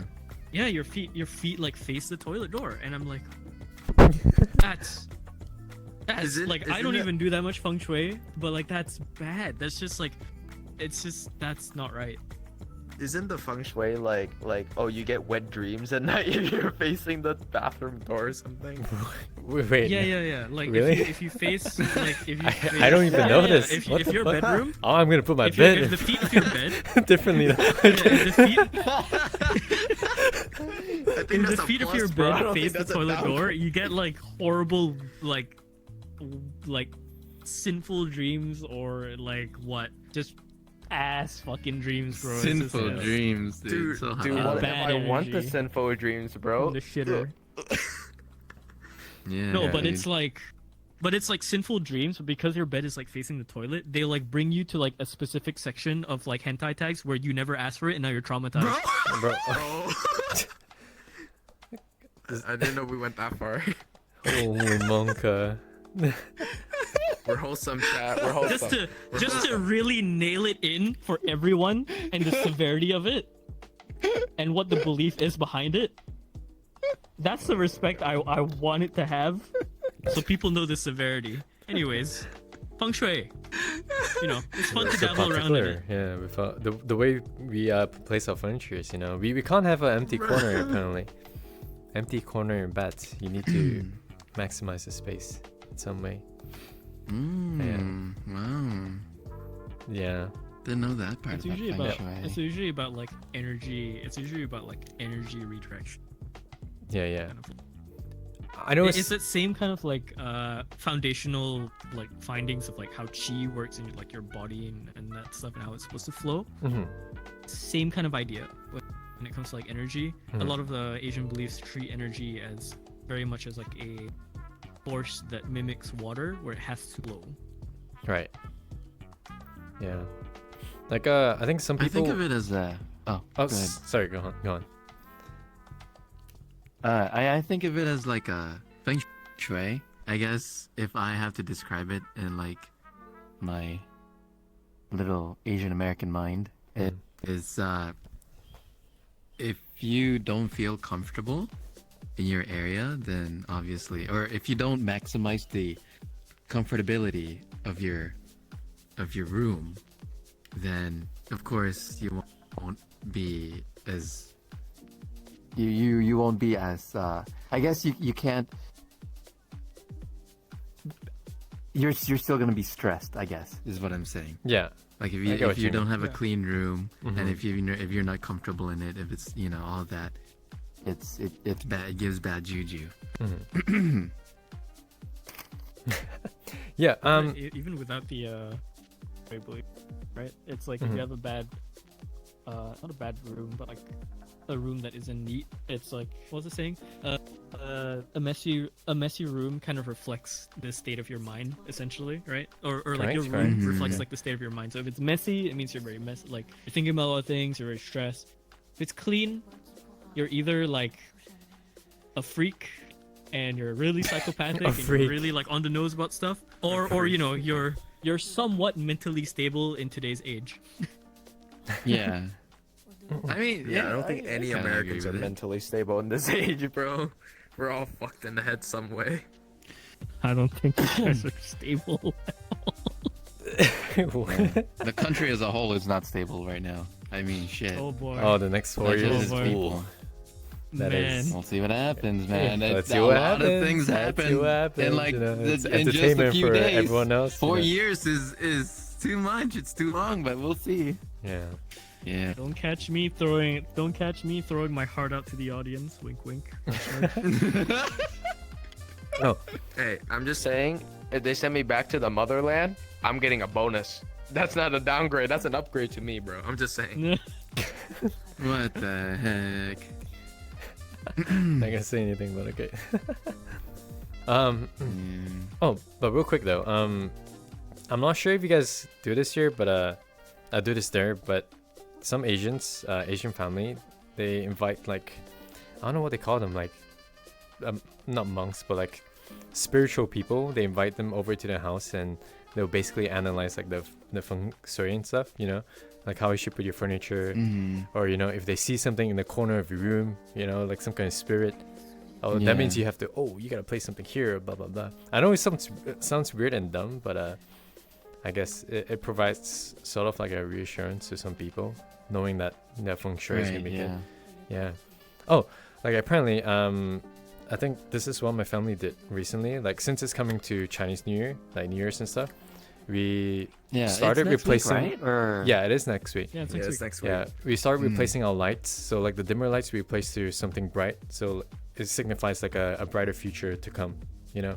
Yeah. So Oh, something that's like that. cool. Yeah, yeah, yeah. That's cool. And that, Yeah. Gong hee fat choy. Gong hee fat choy. oh, good pronunciation. But I think I find it really funny, just like stepping back. Like, I love the belief, and also I love like the practice of it. I think it's cool as well. But like, you know, in retrospect, I love that the idea of this is just that like, you have a guy spec out your house, he sees one bad corner and there's like a spirit in there, and he's just like, all right, watch me prank him, bro. It just fucking throws furniture into the corner. It's just like, there's a Take this lamp. spirit. There's a spirit over there. Alright, bro. I'm about to use my fucking domain expansion. IKEA SWAT hard cabinet, go. Place that shit there. Take the space away. Patai. It's so dumb. Watch me prank him, bro. Like his ancestors, so like the good. ghost ancestors, are probably laughing at that. It's just like, you think he's gonna know that like that's a bad corner? It's like, no, leave him. He'll learn. That's why he died in the first place. Give him a second. Whoa. You get the monk out of here. All right, you got fucked. Yeah, Like, It's a just pretty hears fun, back like, to you, it's just culture. It's like, how do you feel? Yeah. I guess. Yeah, I wish we it's still do sort of that, fun, to be yeah. honest. Yeah. Isn't it gonna freak don't you out have though, any like silly knowing that. something's in your room, like in the corner of your room? I would freak out. Yeah. No. I've heard stories Yeah, I before. guess. Yeah. Oh, yeah. I don't know how you sleep at night. The Oh. only thing that freaks me out. Listen, the only thing that freaks me out is the clothes on my chair when I move it from my bed. Oh no, that's. It's like the demon chair right here, dude. That's all I fear. All my Demon clothes just piling in a corner. I don't think that's something we've actually talked about. In the 5-6 episodes of Vacations. Mhm. And since we never really did one on a Halloween thing, or I think it was close to Halloween, but I think we did it before 80 or Yeah, we did it in August with 80. Yeah. we never talked about, like, I think Asian like stigmas of like Superstitions and shit. the supernatural and superstition. Yeah. We talk about superstitions. We never talk about anything like supernatural, which is Those things are which really was scary though. very- Like that Asian Oh ones. yeah, no, Asian ghost stories are like The Filipino ones are pretty Really scary too, from what I creepy. heard. Dude, Yeah. you guys They're got just like Asian fucking. ones You in guys got like general. jinns and shit like that. Like fuck that, bro. I'm fucking walking out the door. Yeah, dude. Comes in, fucking some fucking book fly across my face. Yeah, I'm leaving. I'm not here. I don't belong here. You own the house. It's okay. Yeah, you own the y'all's house. superstitions are more interesting. it's hunting, guys. It's hunting. Okay. You messed What up. is this? You messed Fast up. mode? You messed up. Level Yeah. 5. Cold breath. Cold breath. Get the incense. I think it's a revenant. Are you here with? Are you here You with sure, me? man? Hello? Are Oh, you yeah. here with me? What's your name? Are you here? The ghost appears. All right, guys, hold. Everyone, stand back. I'm juking the ghost. Fucking ghost. It's going in circles. I got him distracted, boys. See, maybe that's why. Maybe that's the whole belief. Maybe the feng shui is so good that like the ghost can't get you over the furniture, and that's why you can keep moving it. Alright, I juked It's it. like Like, they know if they Moving through. break the energy, like they're fucked. you can't get me, fuck you. Maybe that's the theory. So you place down your Hello, fucking Internet. barrier? Yeah, Welcome you to can't Game get past Theory. Well, this today we talk about dumbass. feng shui in our supernatural games. Oh my god. Oh man. You think about it, it's Low-key really good so at dumb that and funny. Oh yeah. It's pretty interesting though, because like there's some superstitions in Malaysia that I've noticed that are also basically the same as like Filipino superstitions too. Right. We should have asked yeah. Chica Right, to yeah. tell us some, because I know like the kampong, like the village side has like more of those stuff, like stories got that could more, tell. Oh my right, god, yeah. it's mad scary, dude. Yeah. Yeah, Oh. I think Imoto, Chica knows about like this thing called a capre, which is like capre, basically capre. like a Sounds Spanish. capre. Yeah. So, Capre. like, some dude is fucking smoking at like a mound or some shit. I can't remember. Like Smoking fully. like a what? Oh. Like he's like smoking a pipe. Oh, that's cool though. like and just like, Yeah. Oh. but he's supposed to be like He's like our Bigfoot. Or something. Oh. Oh. Okay. more sophisticated you got- like Bigfoot. You got your Bigfoots hitting vapes? Fuck. Why did they get the... I was like, dude, we got the Bigfoots in fucking like America. He's like a fucking giant Sasquatch. Oh, someone knows the hairy name. as fuck, yeah, hiding in the fucking he's a caves, monkey, dude. man. He's Sisha an ape. Lulu? Yeah, and then over here, Like, what flavor is your Asia, they're stick, like- man? It's just Mango, citrus? Oh, that's cool. Maha kita, bro. Whoa. oh jeez. I'm gonna expire. What is this? That's kind of sick. You can expect. God. Oh my god. Wait, that's weird. Because okay, so you know like how Malaysia is like fucking somewhat close to like Vietnam and shit. Mhm. Like, Vietnam, like we don't got the same shit like you guys. Like it's like a completely different fucking thing. It's like usually it's like some fucking horror story of like this ghost like just kidnapping children or whatever, or it's usually some other shit. Christ. But I don't usually hear a lot about Vietnamese superstition. probably because my parents don't really talk about it. But I think it also comes down to because I was raised Catholic, like our Superstition, we don't believe in half of that shit. We just don't give a we don't give a fuck about all these guys. We Ah. just put them into one category as like, okay, they're the devil, they're the demon. That's it. we don't fucking add any other bullshit name, give them all this crap. We just kind of follow like, okay, there's two things. This a devil. Leader is fucking Satan. That's it. Don't even go. Yeah. We don't. We don't even do anything. I'm also basically raised Catholic too, but like we still believed in a lot of that stuff. Maybe it's just like a difference of that too. I don't know. Probably. Yeah, because in the Philippines, like superstitions were pretty. Common belief, I guess, is. What is a good way to say it? So, Yeah. but we did think of them as like devils, Yeah. or demons. I feel like the less you know, the better. So you're less paranoid. Yeah.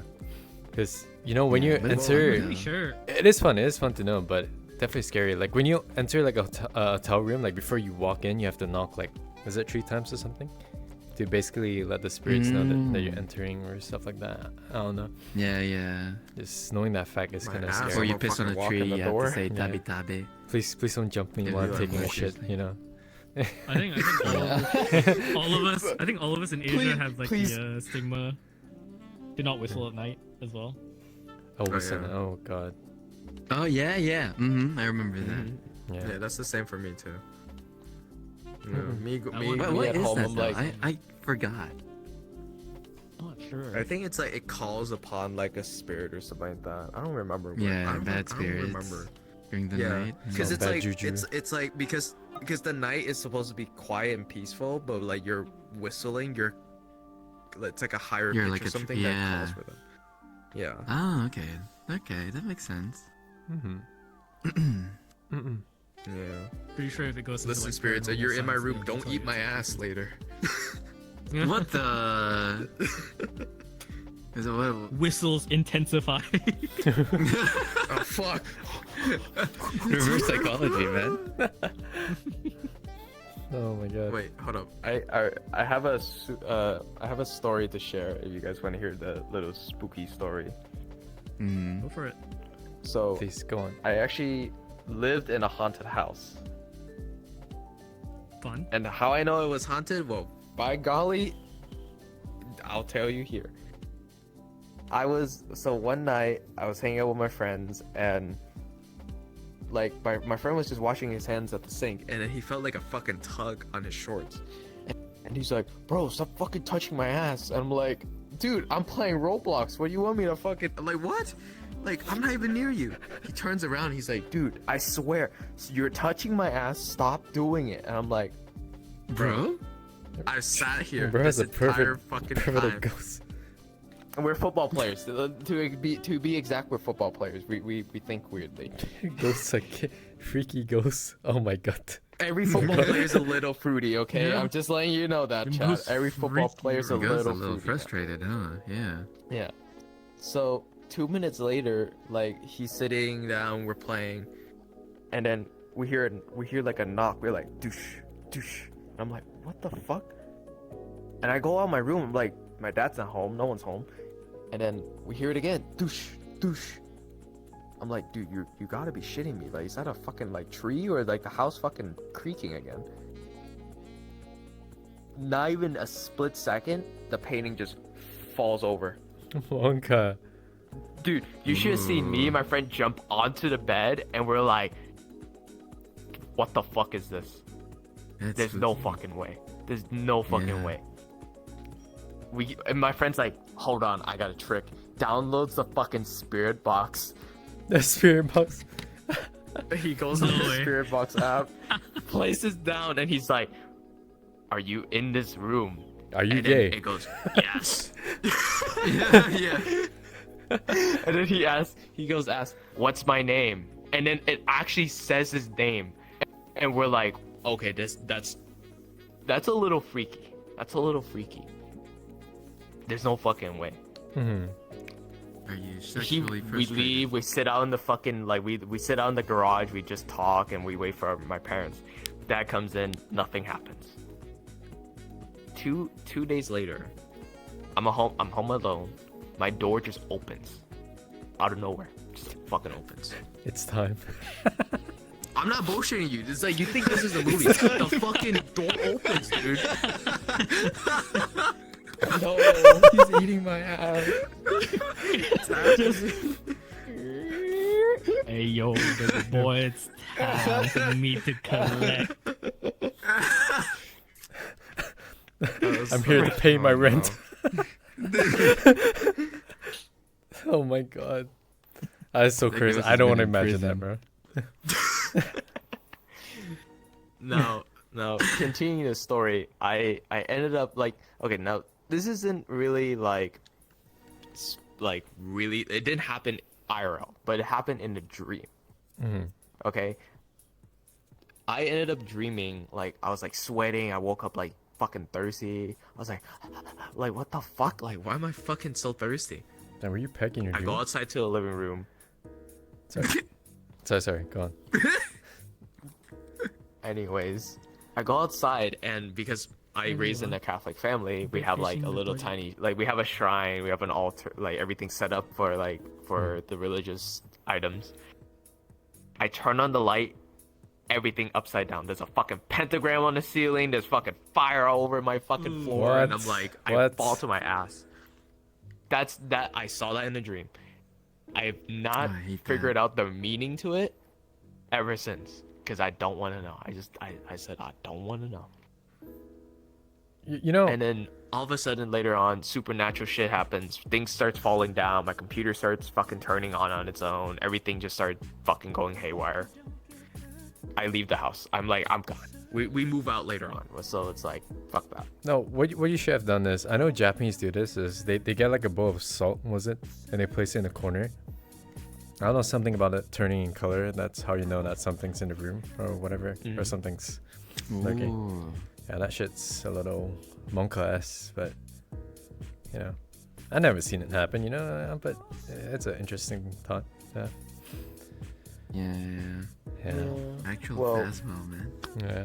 We didn't really get like a fucking priest to go bless the house or anything like that, because they ain't gonna do shit. I'm like that blessing is gonna be very minimal to that ghost. It's only gonna suppress it for like a week. No, But I'm just glad I didn't have to witness that ever again. It's just more of like, I think to me, it's like, it was my very first encounter with something like really creepy, and I just said, yeah, I don't wanna. I was like, I can't deal with that. I can't deal with that. I think that's probably what made me even more religious, is because I'm like, I witnessed something that was like very spiritual, and I'm like, I think I should follow something that probably has a meaning. That's probably why. I guess that's fair, yeah. Wait, you mentioned you had a shrine, was it? Yeah, it was so like a lot of Catholic families, we have like we have like the crucifix of Jesus Christ like hanging on a wall. We have like a lot of like the statues of all the saints, or like, you know, the Virgin Mary, and then we usually would just try to we try to like have a place where we can go to pray. And that's usually in a lot of families, like, because Yeah, that's true. We went for obviously Buddhists. the religion. Yeah. We treat Yeah, same the thing shrines like as like a bubble.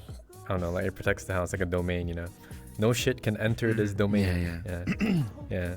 Safe zone, That's- safe zone. Yeah, safe zone. So I guess you'll feel less Pour salt afraid right there. with that thought of that. But if you don't have one, it's like shit.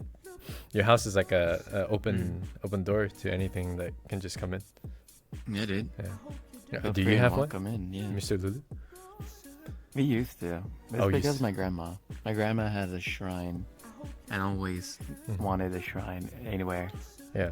in our houses. But ever since like I came up here in the U.S., we never had one.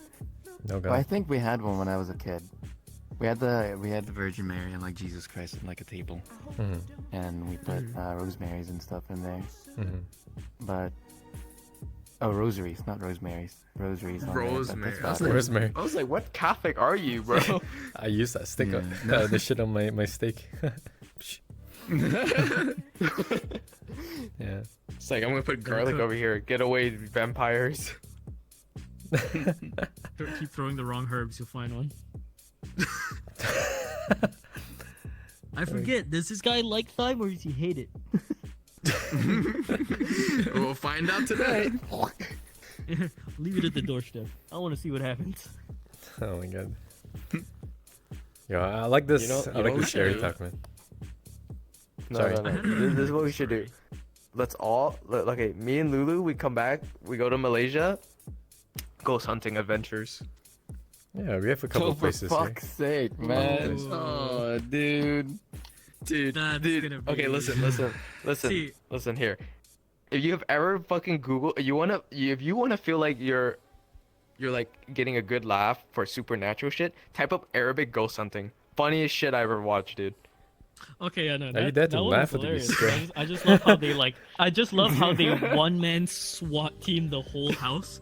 Because it's like something like I don't know. Okay, I don't know if anyone has seen this or like whoever that like doesn't know what he's talking about. Essentially, like the Arabic like ghost hunting videos, it's just like one dude like a GoPro or like a camera in his hands or a phone in his hands. He goes into like a absolutely ridiculous as shit haunted house that some could say it's completely fake, and I don't care if it's fake because like it's hilarious. But like he'll go in through the door, see something like peek around the corner, and he'll fucking chase it down while reciting a whole ass verse of the Quran. He chases it down, and then he corners the ghost into like a room. The door Inshallah, slams brother. behind him, and he fucking SWAT kicks the door down. And he's like, Bismillah! and he just takes it down Press and below. just recites a whole nother verse.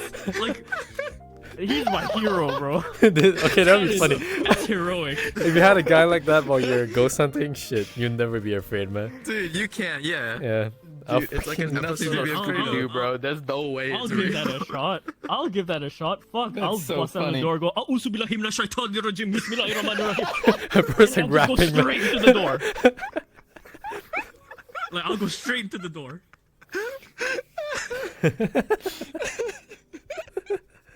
I'm gonna turn to fucking Lulu and Aoi would be like, what the fuck happened? Bismillah.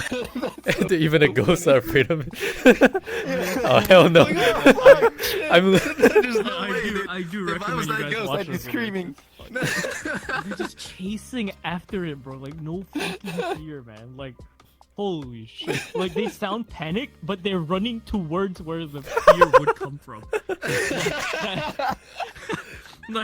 like they're playing Lethal Company solo, and they're like, I still need my quota. Give him back. Give him back. He's mine. Give it back. Dude, I'm laughing so hard my cheeks hurt. Holy fuck. Yeah. Oh my god. That's so I recommend funny, people dude. check out those videos. It's so good. I gotta watch it now, please. Do you have a ghost That was story? link me. Do you have a I ghost gotta watch story? it now too. Yeah, it's great. Do you have a ghost story? Lulu? Me? I have a good. Yeah, have you seen anything? I do While have you're a young? few. I haven't really seen it, but I've been there where like a family member of mine has seen, like, there's like a white lady, which is typically like just like a female ghost or something like that. Always the fucking white lady. Fuck. It's yeah. Always You, the- wait, always yeah, the you guys know white about the lady. white lady too, right? It's always the Caucasian ones, man. Fuck. Always those ones. Always. Fuck, damn. No, Bro, it's okay, wait, no, everywhere. not like that. Like, We call it the white lady because like it wears like a white dress and like its face is covered in hair. It's basically like, you know that what's that fucking ghost from that movie, The Ring? Sadako? Kinda like Is it that. Sadako? Oh, like the Grudge. That's how Yeah. Oh, Yeah. The Grudge. Yeah. The Grudge, yeah. So it's kind of like that. But I've never like really had an interaction myself. But I have had like religiously like religious. Well, it was a nightmare, and this was when I was like 3 or 4 years old. I can't even remember, or 5 or 5. I can't. Mhm. But went to sleep one time, and I remember this dream so vividly because I was sick, and when I had my dream, I was on a cross, you know, like Jesus basically. I was on a What cross, and I the- was like all Jesus. pinned on Fuck. there, and there was there was two, and there was a person right beside me, and that person was like a family member of mine that passed away.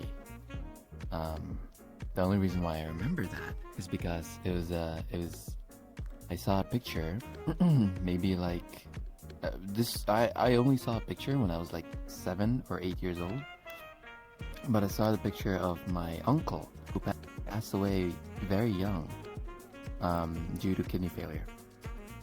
He was right beside me on another cross, also like basically like, you know, on there as well. And there was a bench right in front of us.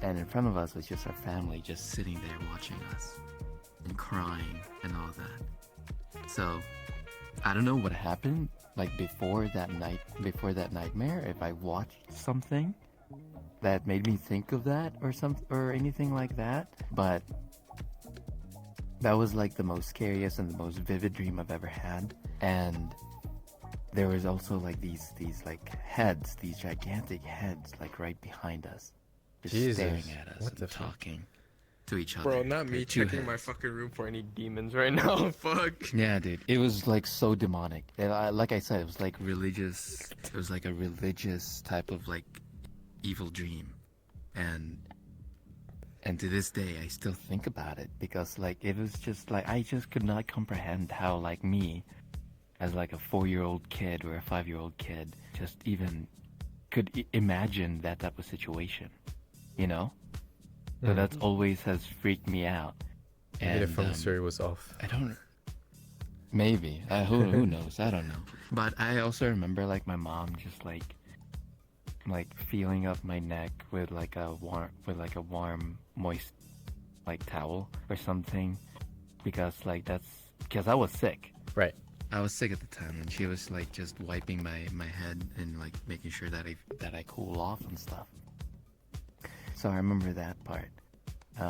I woke up in the middle of the night just absolutely like screaming and crying, Oh. and my mom was right beside me. I remember that full well. And Then after that, I don't know. I mean, I'm that is back scary. to back to me like not having consciousness, I guess. I don't know. But yeah, Holy moly. I guess that's like the scariest one I've had. It's fucking creepy, bro. It is. That is. It that's, is. That's, yeah. And to this day, it still creeps me out. Like, I sometimes wish that I could have the dream again just so I could kind of like, what the fuck happened, you know? Just so I could like go back through it and kind of like me as an adult be like, how did this happen?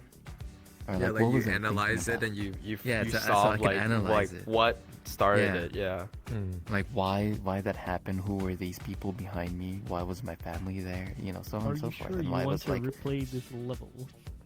You will lose all of I think- your progress if you do. Imagine if you just travel back in what if I time. just Yeah, dude, what if I just wake up and I'm still like 4 years old? I'm like, fuck, what the fuck? Would you okay, here's the question. If that ever happened, right? If you ever just like woke up and you were still a kid, how would you feel about that? And you could still retain all of the memories that you did. That's funny enough, that's my biggest fear. Because Yeah. and that's just me, right? Because it's hard to recreate like this exact future that I already have. You know, that means if I do something differently, I won't get to meet like you guys anymore. So I guess that Yeah. part just kind of scares me a little. If you get what I mean. Yeah. I know it's better in a sense, Oh, right? that's You so know, you know sweet. about future and stuff like Yeah. that. But Yeah, no, Yeah. I get that too. yeah, Yeah.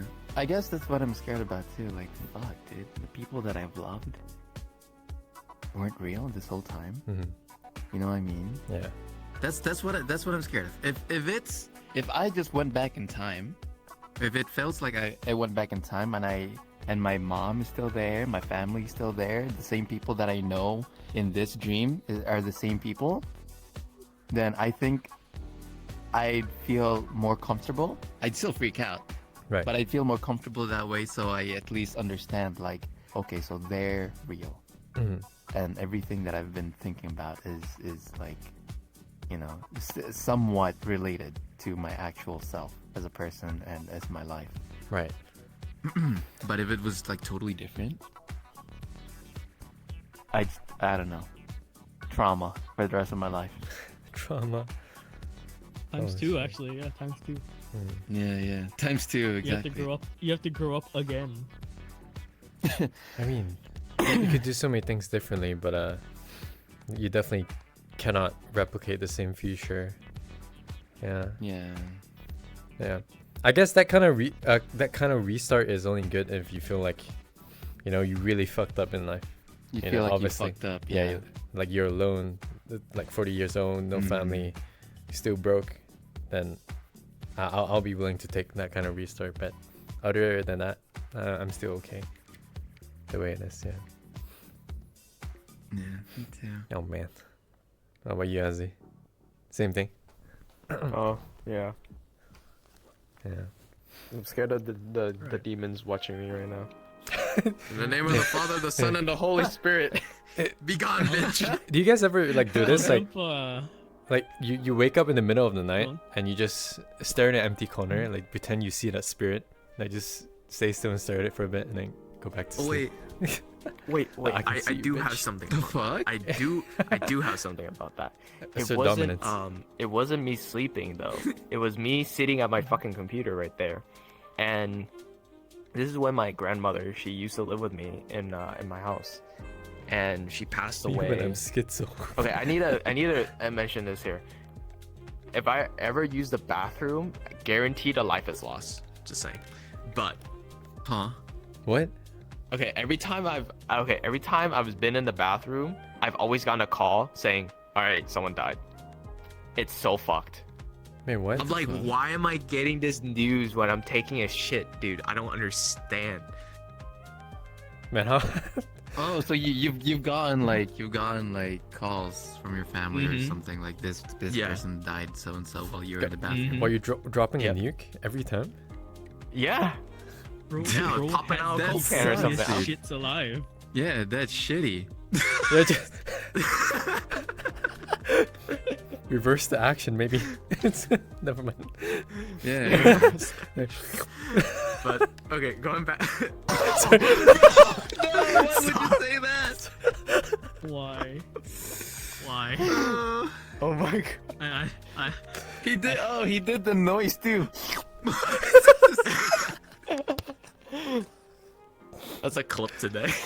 go on, Sorry. go on, go Okay, on. going back. Okay, so my grandmother died, and pretty much this was like a week after her funeral, and I was sitting in my room in the middle of the night, just playing games, and I felt something. Like my room got really fucking cold. Like I swear, dude. I was like, dude, why the fuck did it get cold? And I turn around and I see like a silhouette, like a tall silhouette and a small silhouette, standing in the corner of my room. And it's just like just right there. And I was like, and I look closer and I could see like a little bit of like the outline. Throw furniture at it. Bro. IKEA lamp, go! Bismillah! Bismillah! Yeah, you just do a COD 4 like Arabic like shout as you throw your lethal grenade. I got my fucking kill streak in. Alright, but going back. Bismillah. But going back. I look at the fucking corner and I'm like, they're still standing there, and I'm like, I look at it and I'm like, I was like, is that grandma? I was like, is that grandma and grandpa there? And then next thing you know, it just disappears. It just fucking evaporates out in the fucking thin air. And then the next morning, I go to my mom, and my mom tells me, I was like, Mom, like, by any chance, like, do you feel like anything came into, like, because my mom is super, like, hella superstitious. Mm-hmm. I asked my mom, I was like, Mom, did you feel anything last night? And she's like, I did. Did you? I was like, I apparently saw grandma and grandpa just standing at the fucking door in my room, just fucking watching me play a video game. And then she's like, yeah, they were here. I was like, oh fuck, no.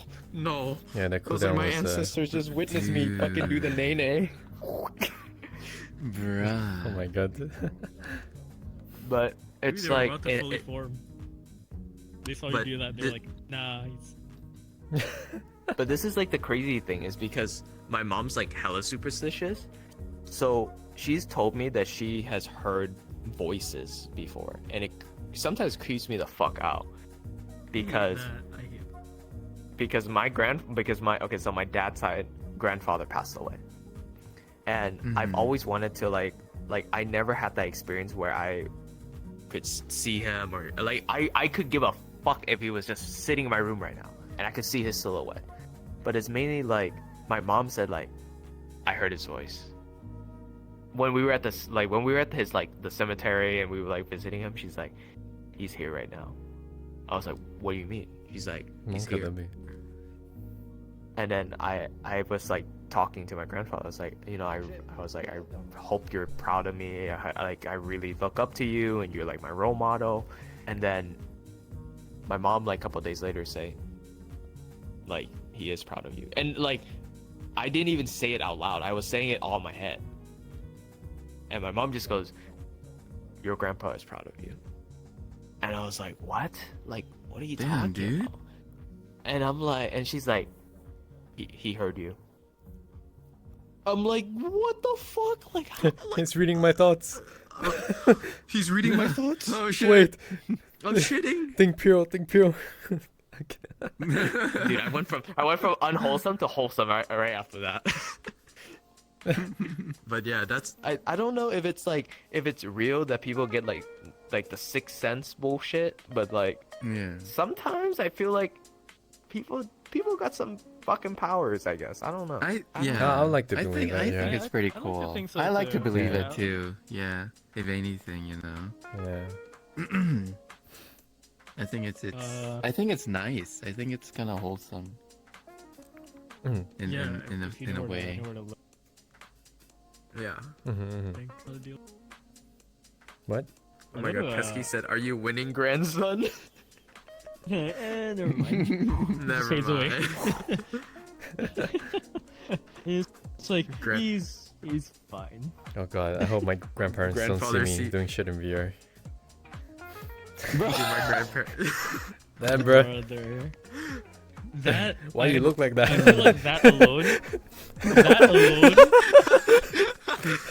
all of y'all, like that alone for all of you, I think would create its own. You wouldn't even need the salt. That creates its own safe zone. The spirits are too afraid to go in. Yeah. It's a no zone, bro. They'd be like, No, dude. they'd be like, all right, Jim, let's prank this one. Let's haunt this one. Opens the door, closes the door instantly. Like sees Aoi. Yeah, Okay, I'll never try a mind. different Let's- house. Next house. Next house. Next house, yeah. I heard the next house, his furniture ain't good. Let's go there.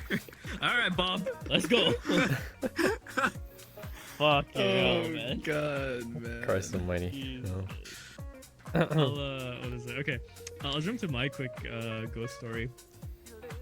This happened when I was a kid. I have a one fear that's kind of stuck with me, as I think you kind of picked up, was like mimicry, right? Especially audio mimicry, like voice mimicry, is creepy, Mhm. or like in a way where you can hear stuff. Mhm. It creeps me out, right? And I'm like very sensitive to hearing.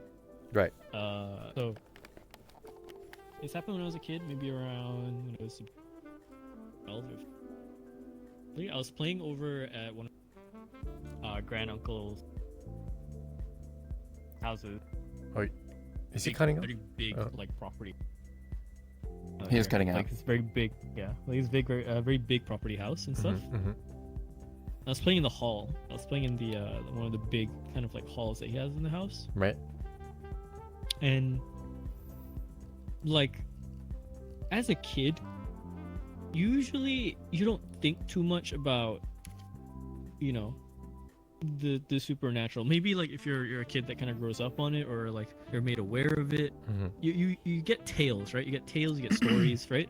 But Yeah. like I just felt like it was so comfortable one moment, and then instantly everything got put onto alert. Like every part of my body like Ooh. jumped and said like something's fucking up, bro. Like Oh, it is yikes. not safe here right now. Okay. And I was sitting in the middle of the hall, Mhm. and I was trying to figure out what the fuck's making me feel this way. Like, why am I suddenly just like I was just playing with my like toy car, and then next thing I know, I'm like alert. Okay, what the fuck's happening? I look out the window, and I see a figure just crossing the window so very slow, like a shadow.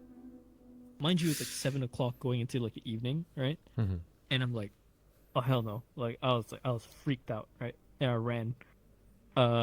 ran to like one of my family members, and I said there's like something outside, and there's just like, oh, it's probably one of the cleaners or the workers, and they're like trying to rationalize it.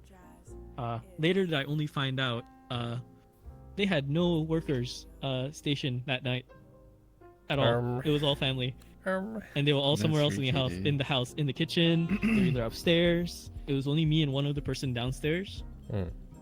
so no one was outside. And I was like, oh fuck, okay, all right. So we went home that night. And I was still a bit bothered by it, and like my mom just told me like, you know, just go get some sleep and whatever. And my mom and I shared the room, and in very odd, typical Asian household, we have like windows inside the house, like not looking out, like inside the house, just looking into another part of the house.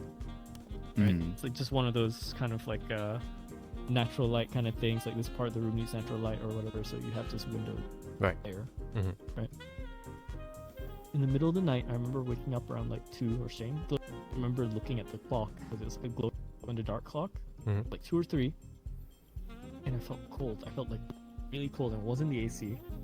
And How is it? I hear the slightest bit of humming, and I look out the window, which is right next to my head, and the lights turn on, and I see a figure move the exact same way across the window. And now that I'm up close to it, I can see this figure looks as if like the window is kind of like frosted glass, and I didn't dare open it.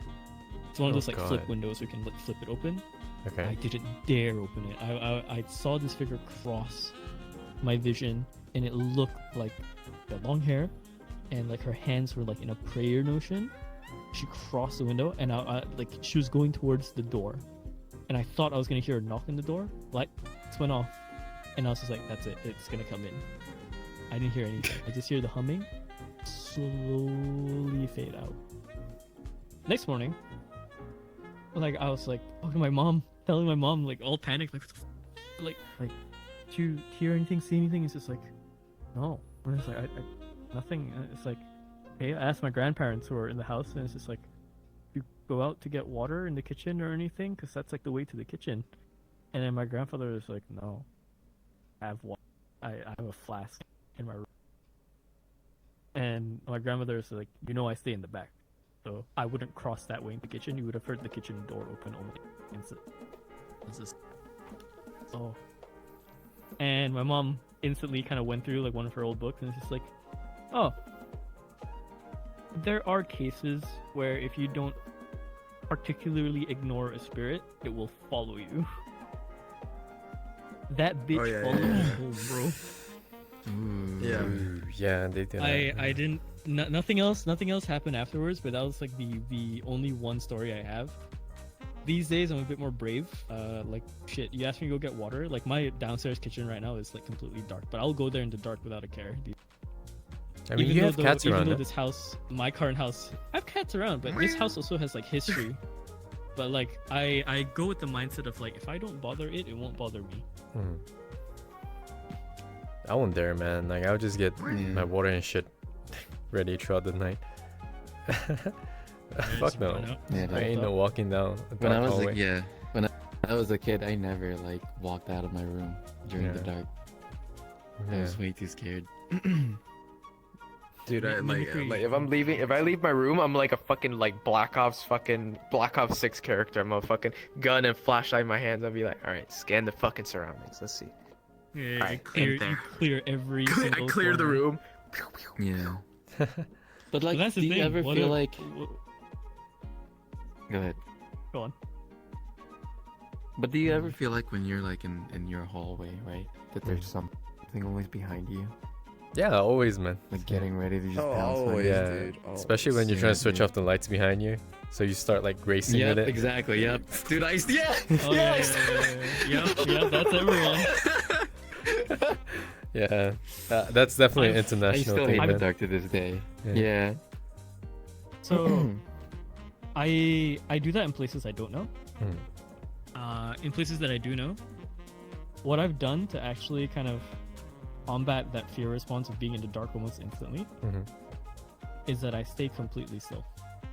So these days, when I go down to go get water and I turn off the lights, I stay there for a solid 10 seconds. Like 5-10 seconds, I stay there in the dark. Bro, you got the biggest balls in the world to do that, bro. Bro, I bro, fucking bro, it's can't. just No, AFK because I in was the just dark, like, man. I genuinely just Yeah. wanted to train the response out. I still get the response. I still get that weird feeling as if like I'm being followed. But like I feel like it's a good response to tried to have, train it. though.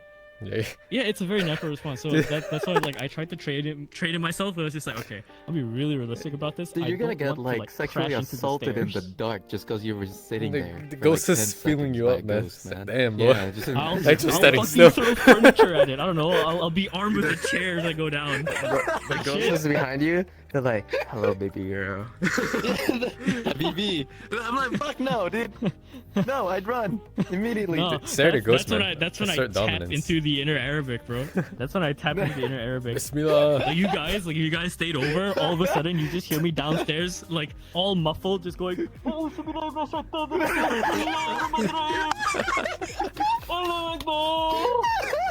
I'm gonna go You downstairs hear and be like like, three doors crash. You hear a pan.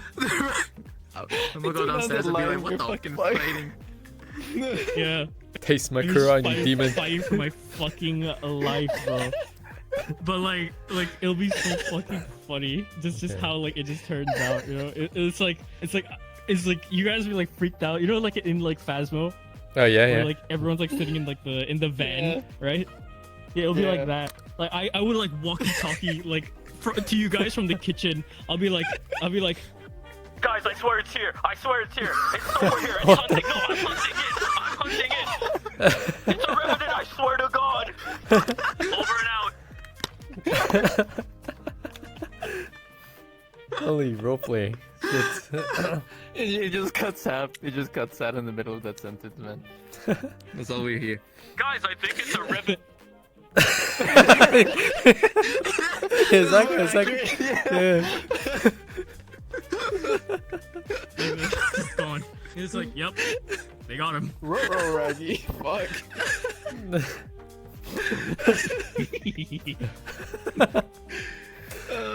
Wait, Lulu, please do the Scooby laugh, please. We need it right now. Oh, I don't know if I can. My throat is still pretty fucked.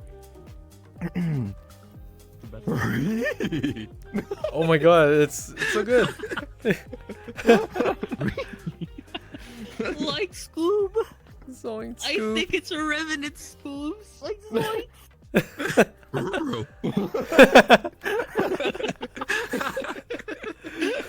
Like, I'm about to recite the second page of the Quran, man. Okay, wait. Muslim Shaggy. Bro, can you chant? Can you chant with that, dude? With that voice. Bismillahirrahmanirrahim, Scoob. I'll go in. Why does bro sound like he's gonna have an orgasm, man?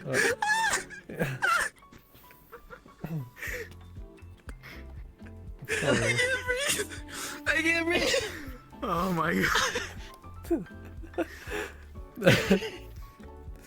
Oh I shit. think we got him. Alhamdulillah, Scoob.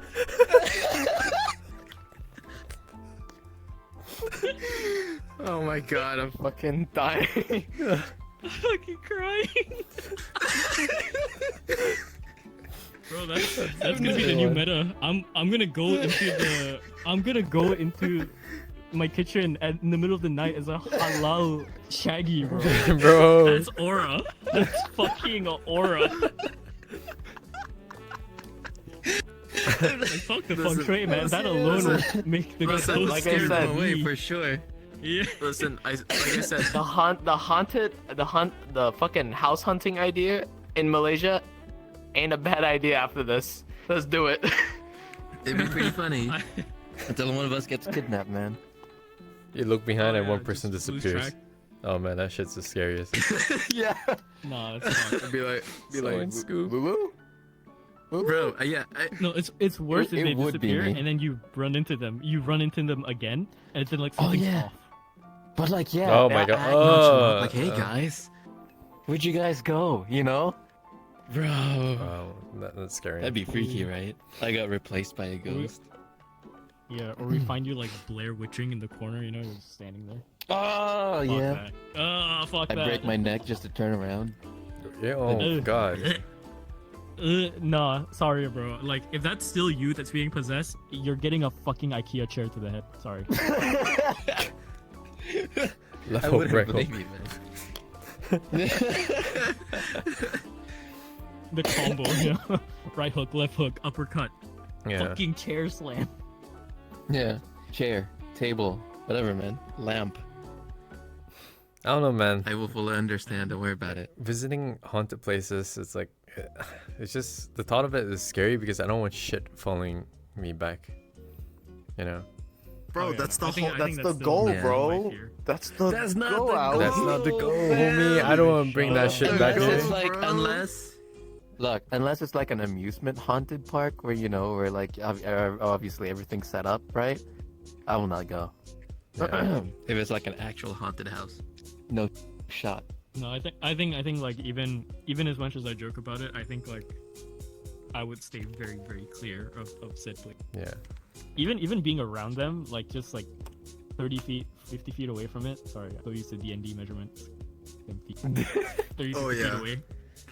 Like I'd be like, nah, no. You see how the paint's just fucking peeling off the window and the window's been fucking blown wide open? Yeah, hell no. They like to hide in your bags, your whatever you have with you, and if you bring it in your house, it's Jover, man. So usually when fucked. you Yeah, sometimes they just follow you. Yeah. yeah after visiting like a haunted place, Throw a what chair you in my usually bag. do is you just leave your stuff outside of the house for like maybe a day, you know, and then Oh. take it back in the next morning or some shit. Don't take it straight in. Yeah. Yeah. Dude, do you know what's crazy? There is the most haunted museum in the world in the United States, right? And it's in someone's fucking basement. Okay? And it has all demonic artifacts. That shit is like, because I think if you guys have watched like The Conjuring and shit like that, Yeah, Like, yeah. it's a Yeah, real yeah, yeah, fucking yeah. room. It is so Mhm. real that they have to get like an actual priest to go in there and bless it. And before you fucking do anything in that room, like before you even try to enter it, you have to do an Our Father, Hail Mary. You have to do certain prayers in an order and recite an oath and a creed, and then you can walk in. And then you have to bless yourself before you can even do anything. They're like when they were renovating like the Annabelle doll, like it was so fucking scary that they had to get like only family members were able to touch it, and they had to wear a fucking double glove, like thick gloves with like burnt in crucifix into the gloves. It was fucking crazy, and they had to pick it up, put it into the other fucking case, close that bitch. Didn't even do anything else. They're like, nope, that thing stays there. Yeah, that type of shit is freaky, man. Mhm. I don't care if it's real Wasn't- or wasn't- not, you know? Wasn't, would wasn't never. there stories of like the people doing construction or like people that were like fixing up the houses just like they could feel like the stare of the doll from like across the room? Yeah. Mm-hmm. Yeah. Yeah, that was like one of the Yeah. common Because- stories. Yeah, it's because it's like the Energy is so strong. It's just like you don't even know. Like you don't even know if it just got out. And like I think the one thing about it is that a lot of people say it's not real. Shit's real when you really witness it for the first time. Like you're gonna instantly know that, oh yeah, that's not a thing you want to mess with.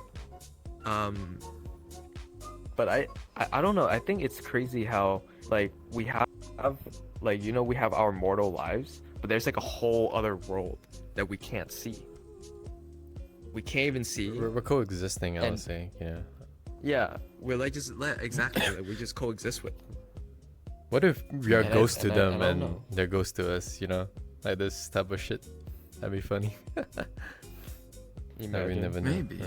No, Yeah. that was Yeah. actually Okay, I don't know if you guys have watched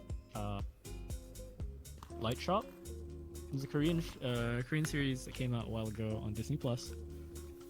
8 I think or so episodes. Really fucking good, by the way. Play won't spoil it, Fortnite. Tell but there's Jinzy a to play line first. in there. I'll join later. Smells. They mentioned where like why do the things in here look so like weird, freaky, and everything? And like, well, they're a human walking across lands here. Mhm. You're the odd one out, All right. and like Mm. yeah, it's just yeah, you know, like coexisting is one thing, but I think when you start going to like certain domains and stuff, it's like you break the boundary of coexisting, and it's like you're gonna be Like in between. Yeah. Yeah. But do you think like the ghosts are like people who broke that barrier in the other side kind of thing? possible. It's possible because you know the one thing that What? isn't, I guess, really What happened there, Nero? too much like in depth is happenstance of how the forms. Usually it's like, oh, it's like an after death thing, after traumatizing death. So a lot of ghosts don't have their shit together in life, and they're still sticking around because they have unfinished And they're business. still sticking around, yeah. But then you have the whole like thing where it's just like, no, there are just creatures of that realm, born of that realm. So how do you like distinguish what is differentiate Yeah. what is what. Mhm. No, that part's Oh man. It's no freaky, amount of but it's door kicking fun. Man. bismillahs I can do can you know. Wait, would you Fix guys that ever hole. want Sorry. answers though? Would you ever want answers to those if you could? I think the less you know, the better. I think I'll freak out knowing shit like that. I'm good, man. Maybe. I don't. Yeah. Well, it depends, man. Like if I'm on my deathbed and someone tells me like the actual like what the fuck's happening, I think I'd be satisfied. Uh, Yeah, But only in my I would be deathbed, because I don't totally want the same. that on my conscience while I'm still alive. You know, Yeah. kicking and walking. I always have to think about that shit. You know, no. yeah. But before I die, But, like- I probably would like to know. But you know what's crazy? Like, I'll mention this here. So, like, because Lulu, you Catholic, I'm Catholic. Mm-hmm. Here's the thing: the Catholic Church wants you to know that the devil is real, and they want you to know that there is a presence of it in the world. Mhm. And I sit there and I'm like, well, is it good to ignore it? And like, You know, but at the same time, it's like I think there's a distinct between spirits and the devil. Does that make sense? Mm-hmm. And because we're mainly Yeah, talking well, about yeah. spirits here, I think that's like the interesting part is like, you know, should we also pay attention to spirits, or should we just clearly ignore them and just focus on one individual? like one thing, one sort of entity. Mhm. That's why I'm like debating. I'm like, do we ignore both or just one? Or I also think think- of both? I think I don't know about ignoring. I don't know, because like I feel like we should recognize. Okay, at least me in like in my Catholic beliefs is how I feel. I never like really fully like say anything about this unless like someone would ask like what you're asking right now. Mm-hmm. I fully believe that we should believe on both, because there's the Holy Spirit and also there's demons and there's hell. Mhm. The reason why I say to believe in both is because hell helps us stay in the right track, in the right path. And the spirits is like I think spirits are good. Those are ancestors. That is our family. And they are with God, you know. So I fully believe that whenever that we do see them, most times they're there to help, and they're there to watch over us. That's what I fully believe. But demons and like, I feel like superstitions about monsters, I do think that they're also like demons, you know, in that whatever hell is, what hell might be like what we're talking about, like in that other area, in that other how would you say it? Like we're coexisting with things that are in hell. Yeah. You know, that's what I think. And like sometimes those things that are born in hell come here and like become like these creatures that we think about. But yeah, I think we should fully believe in both. But you know, obviously, as you could tell, I don't really practice it. Can I? Yeah, like no, like I don't think a because lot of us do. No. I'm the only one. But but the other thing is like the reason why I want to mention that is because like it's like we both grew up learning about it. So that's why I wanted Yeah. to see your perspective on that. I was fucking scared, man. I was so scared to go to hell. Yeah, I was like well, scared of like, demons. I was so scared. yeah, like the one thing I've learned when I was like, you know, going through a lot of like my phases, I understood is like, you know, like it's okay to be scared because you Yeah. don't want to end up being with that entity. You don't ever want to surround yourself with it. Yeah. And I think, you know, you continue to do good in the world, and like, you know, you're doing the right things. You try to make yourself a better person and follow like, you know, the ways of whoever's teaching. I Yeah. think it just, you know, you're going to be okay as long as Yeah. you don't fuck with them. That's the only thing I would say. Yeah. Hence, oh man, you know what? Never mind. I was gonna say something people probably most or like some of the people, some of the audience will probably like. I'll say it anyway, cause fuck it, I don't give a shit anymore. I think I was about to say. religion I has was a about to place. say. You can't say never mind. Say it now. Yeah. I think religion has a place Too far in. in our societal norms, because religion helps us stay in that what did I say, societal norm, where we can be nice and kind to each other. Because we know I there's a think that's, consequence to it if we don't. Yeah. because there's a consequence, and it just helps basically like keep us stay sane in a world that is obviously unfair to everyone. You know, something to help us believe in, something to help us hope in. I'm not saying that it's bad to not have religion or anything like that at all. That's okay. That's absolutely fine. But I just don't like it when people berate someone else because they believe in something. I am okay when you criticize somebody for being religious and doing the opposite of the teachings. Yeah. I can fully like come behind that, get behind that. But I don't like it when people like, oh, you're Catholic, you're Muslim, you're Jewish, you're whatever, you know? Yeah. I fucking hate that. I'm like, what, why would you know? I know that there's people that has had bad, experience with religion because of like how their upbringing was, but I don't believe, or at least religion itself was like not a big part of that. I think it's fully your parents and how they raised you and how they used religion for themselves to do those things to you.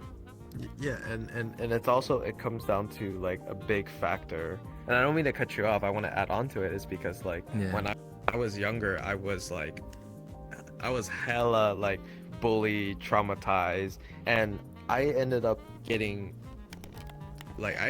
just leaving. Like I just didn't want to be a part of like the Catholic faith and everything, and then I ended up coming back to it is because I sat there and said, you know, in all the things that I've witnessed, people are not gonna be perfect. People are they're gonna be rude, they're gonna do this, they're gonna do that. I can't center myself on the people that affected my views. So I sit there, I'm like, you know, what I follow is that I try to follow a guide that helps me to be a better person. Understand that, you know, there's wrongdoings, and you know, for me, I still do certain things that are inappropriate and goes against what the rules are. But I still sit there, I'm like, you know, I would say I'm a better person in reality, as in like I'm not judging you for who you are. I'm not judging you for this. I'm not judging you for that, and based on your beliefs or whatever you want to be. And at the same time, I think that's a lot of people who need to grow out of that state, because it's like you said, people grew up with that. Your parents is gonna say this, say this is wrong, this is wrong, this is wrong. But at the end, it's like, do they, like, who knows if it's wrong? Who knows if, you know, you're doing this is gonna be the worst thing ever? Because at the same time, are you harming other people? You're mainly doing it for, you know, either for whatever reason. I don't know how to explain it, but that's how I see it. That's why I came back. I said, like, I'm like, no one's gonna change my views anymore. I'm like, I'm just there for this person. I'm just there for God, or I'm just there for Buddha, or I'm just there for whoever. And that at the end, it's just how I see it. Yeah. But, Yeah. I was at some point, I considered myself as an atheist, or maybe like agnostic, because like I also had a pretty rough childhood in my middle school, my middle school years to up to a little bit into my high school. High school was much better, but still like I was still in that like mindset. But the reason why I came back to it was because like it really helped me go through a lot of things. Like I started praying when I was having trouble in my life, and it really gave me like a sense of like positivity in as to what I was doing. So it really helped me, and that's why like I fully believe. I like not fully believe, but more so that's why I still consider myself as a Catholic. Despite like I said, I don't practice.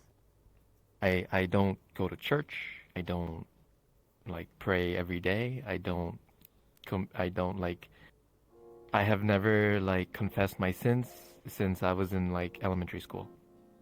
You know. But I still believe it. And I feel like It's Bucky. that's It's kind okay of good. Hello. if I don't practice it. As long as I still believe it, as long as I feel like I have it inside me to believe things and to believe in like God or Jesus or whatever, you know. As long as I have that hope, I will be okay. And which is why I still have it kind of like in my head. I think at the end it's like a lot of religion gives people hope, and it's like such a important aspect of it. It's like, you know, people like when they're down at their lowest levels, they're going to do almost anything, and usually a lot of people will result into what they were taught when they were young, like to pray or to like, you know, like talk to someone. And I think that, like a lot of times people don't understand that praying means asking, and you're really there when you pray, you're talking to someone, and you like even though you don't get the answer back, the person on the other side is listening. And I think that's what's so unique. Yeah. Like, also just a heads up, we don't mean to bring in so much religious talk. It's just like it does get an interesting topic. So It's kind of came here, but I think it's but Yeah.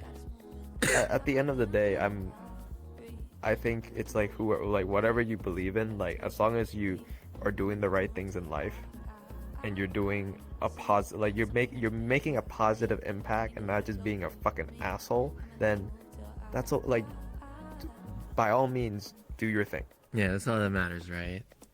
Yeah. You know. Because ultimately, just don't be a dick. Yeah, just be nice, just be kind. We all make mistakes, but that's okay. Just just have a good. I guess like at the end of it, just be well-meaning to other people and to things. I think that's just to summarize it. I will never really hate or displace the topic of religion being a very crucial focal point in our life, because I think it brings foundational aspects to someone's first place, and foundation is the key word, I think, for a lot of the topic here, because I've always thought that, like, okay, maybe you don't believe in it, but you can't argue that some of the stuff that they do teach you just initially in whichever book you're reading or whichever belief that you pray to, most of the time there's a lot of things there that stands its ground on just being a decent human being. And I think that just on its baseline foundation is like good enough for it to be around, right? Yeah. And like as you mentioned, you know, some people go through a lot of shit. They just cannot find a way out of it. So praying is asking. Like the most popular thing that happened in the 2000s was that whole downfall of fucking what's her name, Lindsay fucking Lohan, and then she converted to Islam for a bit to find some like grassroots and to fix herself from alcoholism, drugs, and also you know, and to whichever way she did so, in whatever method that she did while she was practicing Islam is I think, you know, each their own. But evidently in that book itself, it teaches you a lot of core foundational aspects of being a functional human being, or at least one that can be respected. That's very that's a never good argue about summarization. Yeah. You're very articulate. You know that a lot. I read, and I have to be considering I'm a caster and a dungeon master. True. That's fair. Yeah. I gotta read more books, man. Oh my goodness. I gotta try and like put my thoughts out in a read. better way. Only thing I'm You don't reading is read? the prescription requested on the patient. Do you read like a lot of fiction or non-fiction? Me? A lot. I read a lot of fiction, purely because I'm a person that likes to. I can handle a lot of real shit happening around my life to a certain degree, but I much prefer putting my brain elsewhere where it can kind of play and be in a different area where it can be calm. Essentially, I have very high functioning escapism problems. I will say that I think it's a problem because sometimes it does stop me from working and stuff, which is why I've done this whole thing where it's like, okay, if I'm really banking on doing so much escapism, can I bring something out of said escapism? I can. So I became a dungeon master. I write stories. I write for people and so on and what they do. And then I tell stories of how players get their success in esports. I become a caster.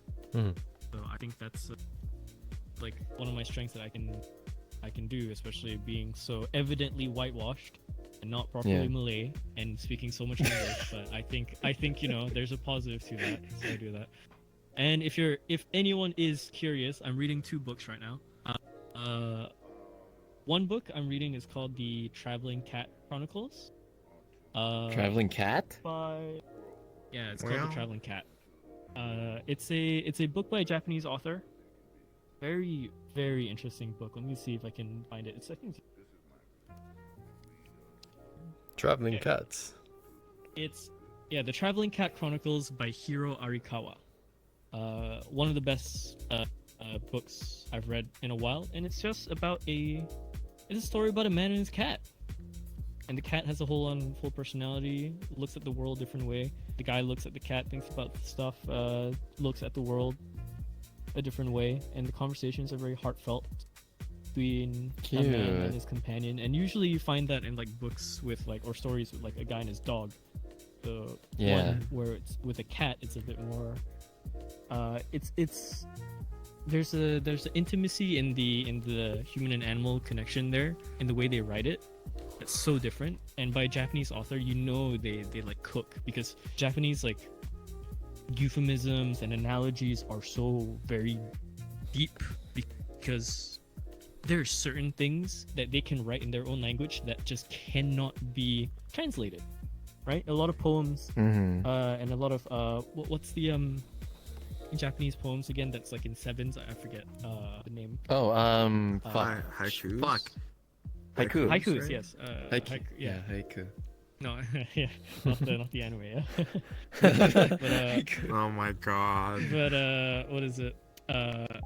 I think they're really cool because they speak of like stuff that just cannot be translated. There's like some poems that you can find online about forests that were initially written in like Chinese and Japanese, and they just cannot be translated simply because the way it invokes the feeling of it's really only related and respected in its own language. That's one of the books, Traveling Cat Chronicles by Hiro Arikawa. I highly recommend it. One of the best books I've read starting last year. The other book that I'm reading is definitely more high fantasy. Go on. How would you be able to understand it if you can't translate it? This is Like a to book get that the has feeling. been translated, and I think for this book, the guy writes the character very heartfelt, in both the cat and the dude himself. And I think he has an understanding of how to actually. We talk about story writing, like fabrics, right? When you write a story, you weave something together, right? Take the materials and you weave it into something used for different purposes: gloves, hats, shirts, right? So when it comes to a story, you have the material given, how do you weave it to something that can be understood, worn, and be comforted by?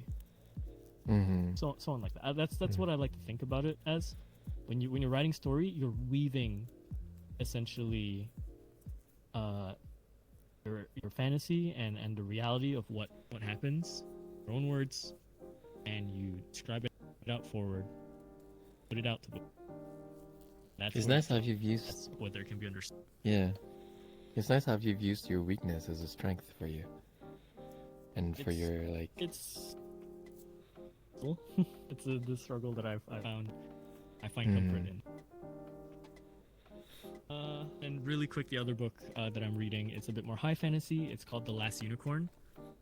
The Last Unicorn is one of the best fantasy books I've read in quite some time.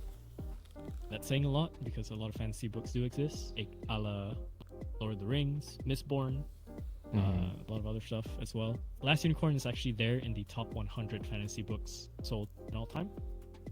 I highly recommend people to read that. You can even read it to like kids, and it's very profound for a fantasy setting. For a fantasy setting where the main character is you.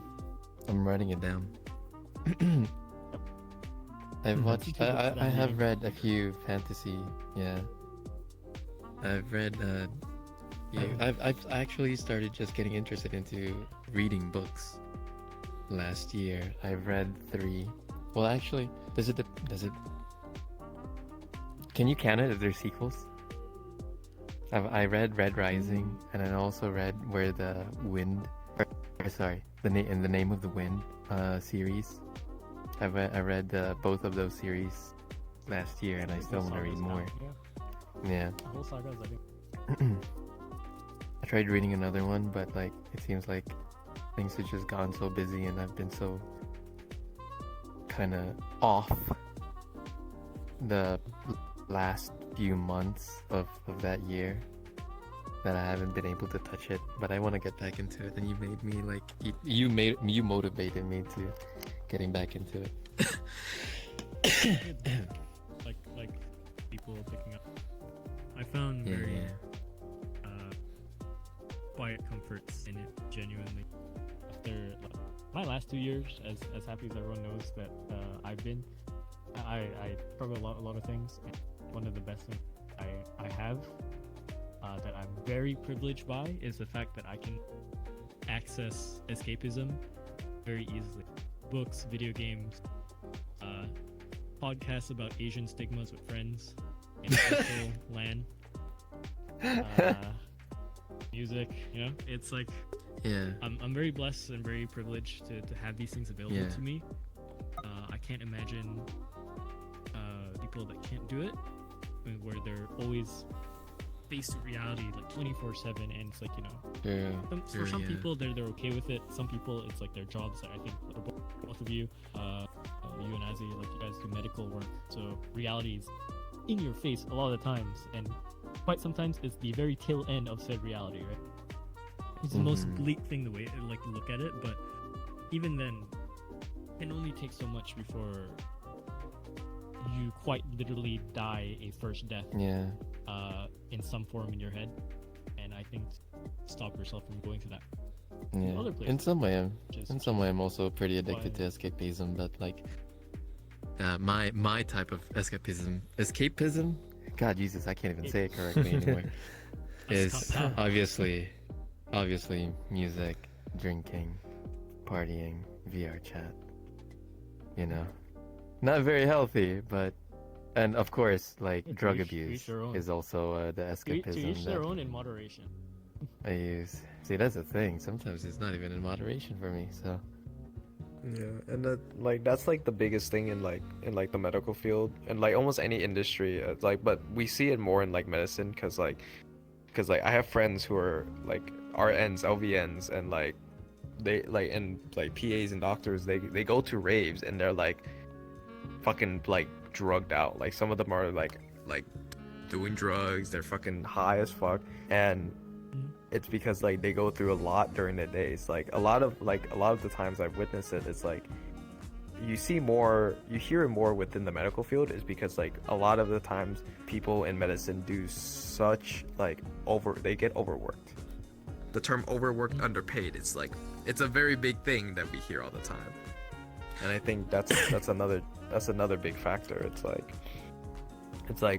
for example, like adding on to like my escape, it's like music is like one of the biggest ways.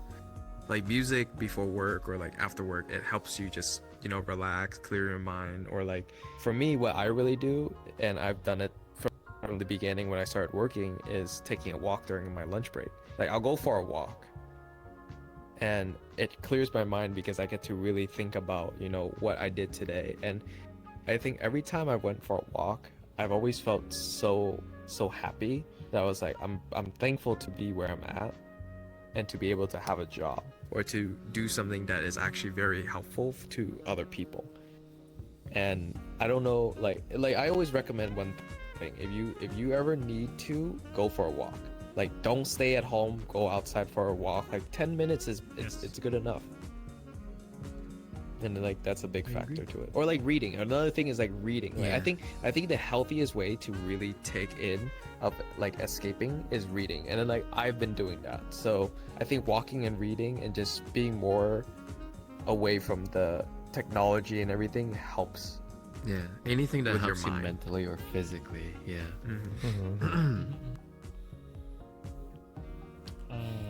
I live by that a lot.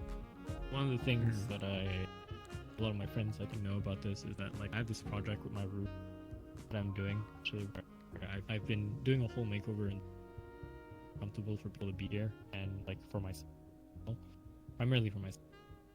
But I have different spots in my room that I sit at. Usually, like over the last few years, I just sit here, like desk, work, schoolwork. I do editing work. I do whatever other work. It's all just in one corner of my room, and it's like all muddled. It's a bit too much. Yeah. So I split it up. So now I have a couch area in my room where I play my guitar, laze around and read. I have a work area in my room where I do more writing stuff. That's facing the window, so I look into cashew tree that's in my garden, which fun fact is actually the same age as me. My mom did that on purpose. Oh, that's cool. Yeah, so You're a it says- cashew, it dude. says, like yeah, I'm a cashew. You're a fucking nut. That's what you are. Yeah, I'm a curd fucking nut with a fruit, dog. You don't know me like that.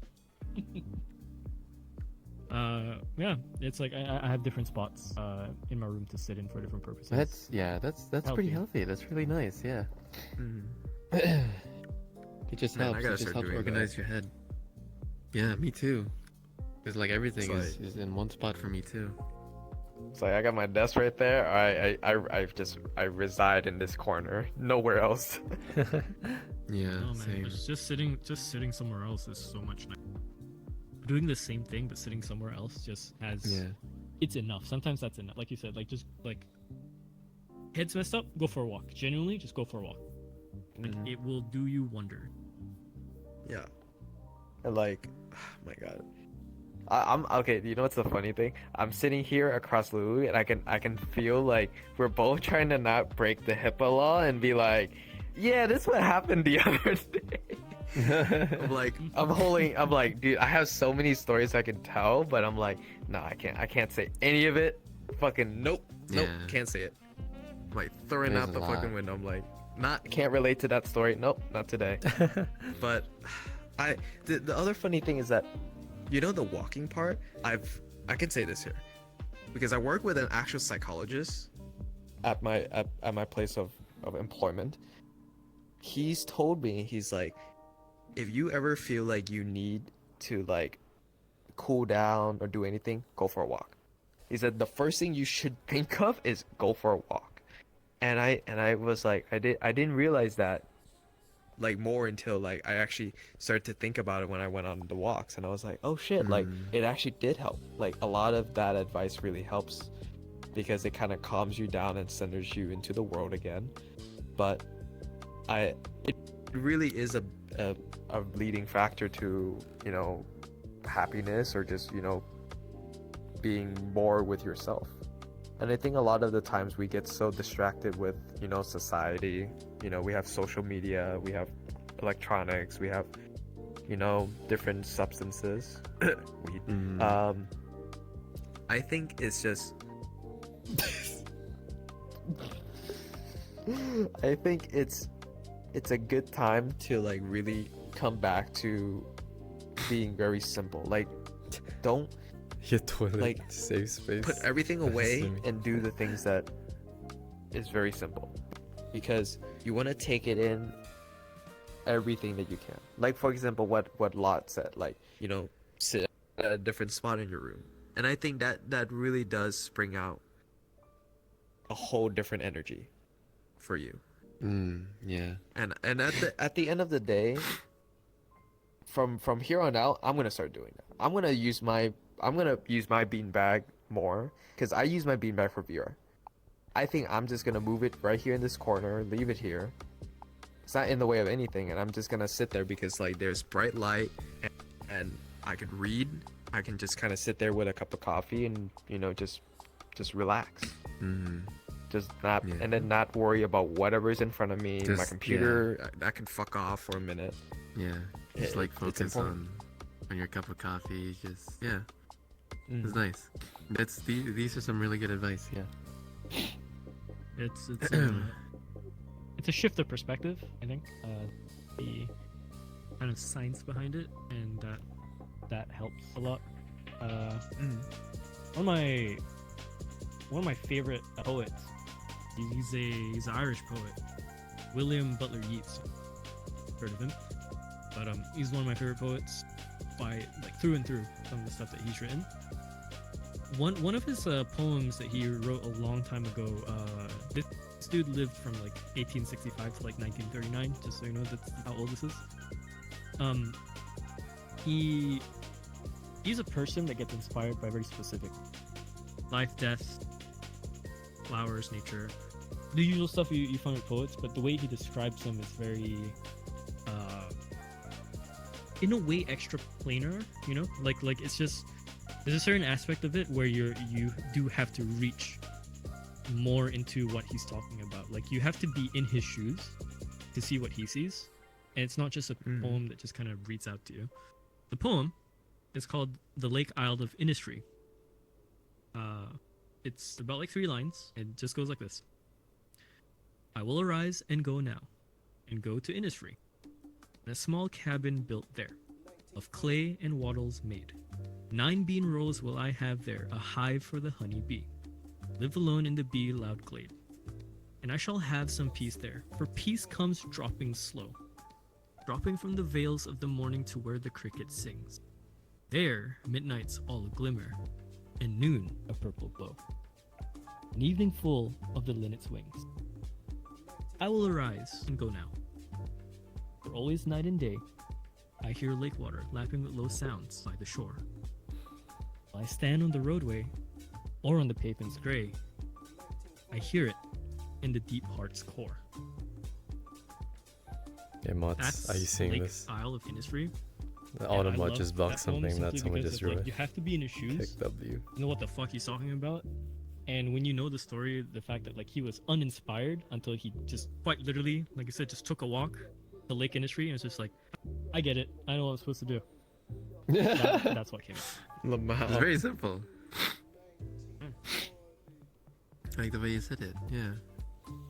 That poem.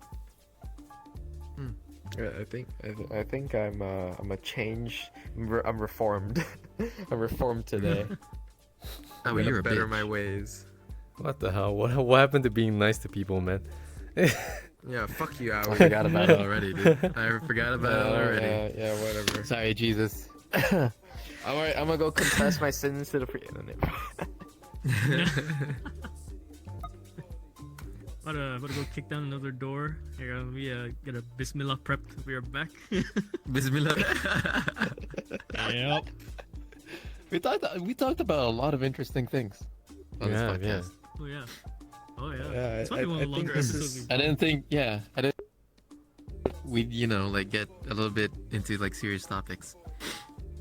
about. I think it's like while we're good here. to have a healthy amount of like laughter, but also being very like deep talk. I think like deep talk is what makes it so interesting, is because you get to learn a lot from everyone's personality. Yeah. I think like you get to see like how a lot of us can relate to the same thing, and then you Yeah. learn from other people. Like now it's like, hey, like Yeah. like go for a fucking walk, you fucking non-grass touchers like watching us. Yeah.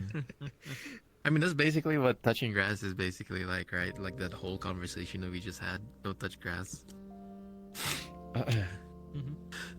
Gonna like live in the moment, just apparently. But yeah. I think. When does it's this end, by the way? When does this end? Is there like a Yeah. time? Not exactly. Because I gotta go We pretty have- soon. I'm not gonna lie. We did just hit the 2-hour 45-minute mark, which I think that does mark a longer episode than usual. Usually we're done by the 2-hour mark. Mhm. So we've extended this quite a bit, but I think definitely more deep talk had than usual Yeah. for sure. Any closing remarks? Mm-mm. You a bitch, Howie. Oh my god, dude. Yeah. Fuck you, Aoi. I'm playing. You know I love you. Oh no, oh no. Made me wake up at this time. No. Ah, Yeah, that's my right. Wake up God. my time, brother. Fuck you. Dude, wake me up anytime, Howie. Because I always associate it every single time you wake me up early in the morning to that. Yo, Frozen, This- get the Gen Z time to 2 years fucking ago get when we this did the bozo out of my music chat, video. It man. always just makes me happy thinking about it. The one that's been Yeah. sitting in my hard drive for like 3 years. Yeah, what? Yeah, what's up with that, dude? You promised me. The person is trying to say the Promise hasn't N word, been broken. obviously. It's still active, okay? It'll come out eventually. Eventually, Yeah. dude. We'll be 10 years Eventually. from now. You're gonna be like, oh, I found my old hard drive, and here it is. Dog, that makes it even sweeter. On me, No, that makes it even dude. sweeter. Oh my god, that's actually like nostalgia at that point. Once in a while, I do go back to look at some of the clips, but I do have to get them all out. It is taking. Fucking hard El space to Bozo, do. get on my chat, bro. Yeah. It'll be out. It'll be out. And I think this year is definitely the to it, just because I already have so much shit happening this year personally. So it's good to just get like something done off the checklist. Hey, I got a question. No. Like when you no, okay. Look, Go. Lot. When you have like a project, or honestly for any of you, Hmm. Ali, Lot, you know, Azzy, I don't know if you make videos or not, but like for the both of you, do you guys keep your raw? Oh yeah, keep your your raw. raw. Sorry. Okay, all right. Fucking Yo, Aoi. your This raw is serious footage talk. after you finish like your Oh, yeah, your after editing and finish. stuff, after you make your product, Mm-hmm. because I You do. Yeah, I don't know why. I keep it. Yeah. Yeah. Yeah, I keep it too. I keep mine too. Yeah. I keep. I Only just put it in specific- another place. Mm, I keep. I don't know. I don't know why I keep it. I don't throw. I don't throw away too many things. It's a bad habit, but. Like shit, I still have clips from like prior to COVID. I actually still have clips, gaming clips, like me talking to my Yeah. friends about stuff in 2017. Just sitting on my hard drive. It's Me crazy too. because like in 2 years, in like 2 years, that clip will be like 10 years old, and it's like, fuck. Isn't that wild? Yeah. So that is wild, but Mhm. you know, it's only like if the clips like are really really heartfelt or really really like funny, something that's like stuff I want to remember. They're essentially like photographs, you know, moments in Yeah. time that I really really want kept. Yeah. A lot of times, if you're talking on like the content based level, most of the time, a lot of the raw footage does get dumped out in favor of creating the final piece of what it is.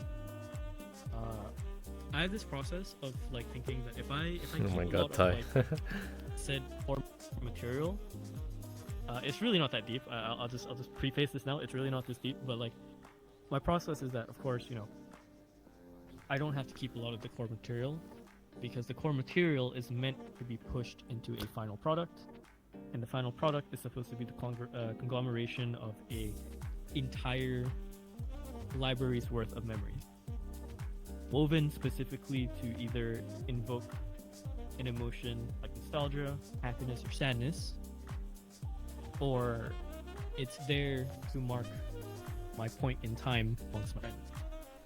That is quite literally like Okay. as profound I can get it, and a lot of Yeah. times I don't need it to be more than that. Okay, that's a good way of Sometimes thinking about sometimes it. it's fine to just remember it. You know, sometimes it's just Yeah. fine to remember stuff, and you don't need Yeah, to look at the footage to remember it. that's the thing. Like for me, memories are like extremely important for me because I usually cannot remember a lot of things by myself, which is why I have so many footage. But I think, yeah, I like that. I like the way that thought They is. think I don't know. They think I don't know what they're doing, but I have the stream open in the second stream. Oh shit. Busted. It's like you fucking monkey picking his fucking like fleas off his head. Thanks, Aoi. I knew No you problem, were a bro man. for that. Thanks for eating my escapism lice. But leave Oh my leave God. Larry alone. Leave Larry alone. He's Larry my must go. subconscious. Larry needs to go. No. Larry is a certified bro, fully halal certified. He comes with me on those ghost hunts. He's actually the one Certified. kicking the doors down. Miss me, He's my that God. guy. He's got that halal sticker on it. What? See, ghost. I throw my halal lice. Oh dear God. Right, that's a whole other tangent. I don't have too much in terms of my closing remarks and close this soon. Uh, Uh, what about Lulu? no. Do you perhaps like have like a second Um, guest you would suggest that could come on in the future? Do you know anyone who's like partially, well, not That's the partially, podcast. Mm. That's the Partially podcast Asian. because he's panicking. Oh Christ, so yeah, man. our roster is running pretty Let's dry. see. Okay. Yeah. Do they have to be Asian then? Do they have to be Asian? Yes. Yes. Yes. Okay, alright. Wild, man. This podcast We're racist. fake Asian gang. What? I love bro. it. It's supposed to be fucking Asian. Yeah. Shoot, I mean, We there's, can't get- there's a lot of people that I feel like it would be good to be put on here, but they're not Asian though. It's okay. I'm thinking about it. Like, Isn't artsy like, Like, Asian? listen, we can't. Like, listen, we can't get Bobby, no, Bobby. dude. They're European. I thought they were like partially Asian or some shit. Sorry. No. No, Quick, they're check his family European. tree. Pure European. You must be at least 1% Asian. We'll take it. Okay. Yeah. So with Got your that Genghis Khan 3% genes. Chinese descent, what would you describe the current state of affairs with modern trade between Europe and China? That's the kind of question we're gonna ask him. What the Sigma? The modern Silk Road. Do you eat rice? Modern Do you I don't know. microwave I'll have to think about it. rice? I'll Do you eat instant I'll rice? go through my friends list and see like who would be okay Yes. to be added as a thing here. Yes. Convince them. Yeah, to the come next up guest is gonna come on. Years ago, I was Chinese. I was like, with- what? Yeah. Oh God! Instantly, fucking bad. I love that video so much. Years ago, I was Chinese. Okay. Yeah. You- Okay. You let us know. Let us know. Yeah. I will. Thank you. Thank you so much, Lulu, for being here. What? Yeah. Yeah. I got a Thanks for closing inviting remark. me. Go for it. You got a closing remark? I got a closing remark. So, since next week will be Lunar New Year, to all who celebrate it, we wish you a happy New Year. Happy New Year. Happy Chinese New The Year. Vietnamese, Chúc mừng năm mới, or the Chinese, Gong Hei Fat Choi. Other than that, please wear red. Don't wash your fucking hair. Wash your balls. Eat good. Have fun. Yes. There you go. Thank you so much, Lulu. Thank you. Alright, remember guys, check them out. Yeah. We're all pretty inconsistent with our stream schedule. Mr. iLulu HD on Twitch. Yes. Mr. Lot _ Caliber also on Twitch. Azivir also on Twitch. My two co-hosts, by the way, I didn't introduce earlier, my bad. But yeah, hopefully we'll have episode 6 if we can find someone. Yeah, thank you so much. I hope you guys had fun. And yeah, we'll catch you guys in the next episode. Yeah. Hopefully less racist, yeah. Was it racist? It wasn't racist this time. It was pretty chill, you know. It got pretty deep. It wasn't that really chill, racist. Thank you guys, man. It started. Oh, I Yeah. got you. Lulu, Lulu, you're not Asian. Lulu, yeah, you're not yeah. Asian. You're kunchuk. Okay. You climb Okay, we're out of here. Alright. Thank you guys. Thank you. Skin Thank you. color, baby. We'll cut it here. Skibbity, skibbity. Happy What New the Year, Sigma? everyone. Happy Chinese New Year to Sigma, everyone. Sigma. Thank you guys so much. Happy New for watching. Year. Happy New Year. 你好，你好，你狗懂我啊？ Don't mind. Sorry. Duma gamers. Duma gamers. Okay, hold on. Is it ended already? No, I'm gonna raise someone. They can see you. Don't say anything. Duma Yeah, gamers. relax. It's not offline yet. So yeah. anyway, how about these? just start going through like different. Man, kinds of I races. hate Lulu. Man. You hate me because I'm Mexican. All right. No. Lock in my 3 o'clock. Lulu. Lulu doesn't wash his balls. I mean, what? I'm the better dog. Good for you. I'm Oh, going to kiss it, feng yeah. shui your balls. Feng shui your balls. The feng shui. You gotta What the fuck? Wait, I can't. cut your Hold on, ball let's- hair like a certain way. Yeah. Ew. You guys are mad freaky, I swear.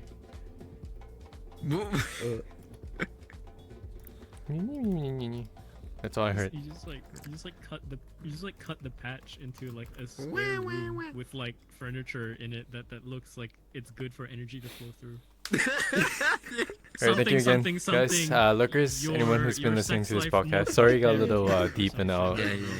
We definitely went You far know, away yeah, from those the fake Asian stuff, but yeah. Hope to see you guys in the next episode. We might do it in the next 2 months or so. 2 or 3 months, hopefully. And for next week's stream, I'll try to do something a little different, a little interesting.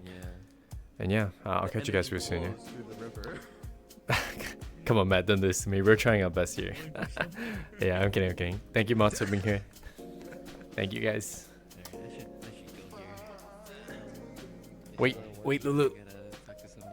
Mate. Alright, can we have the rate message? Oh fuck.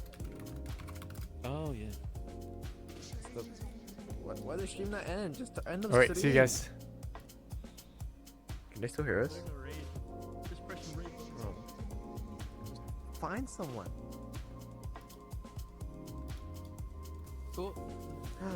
They rated my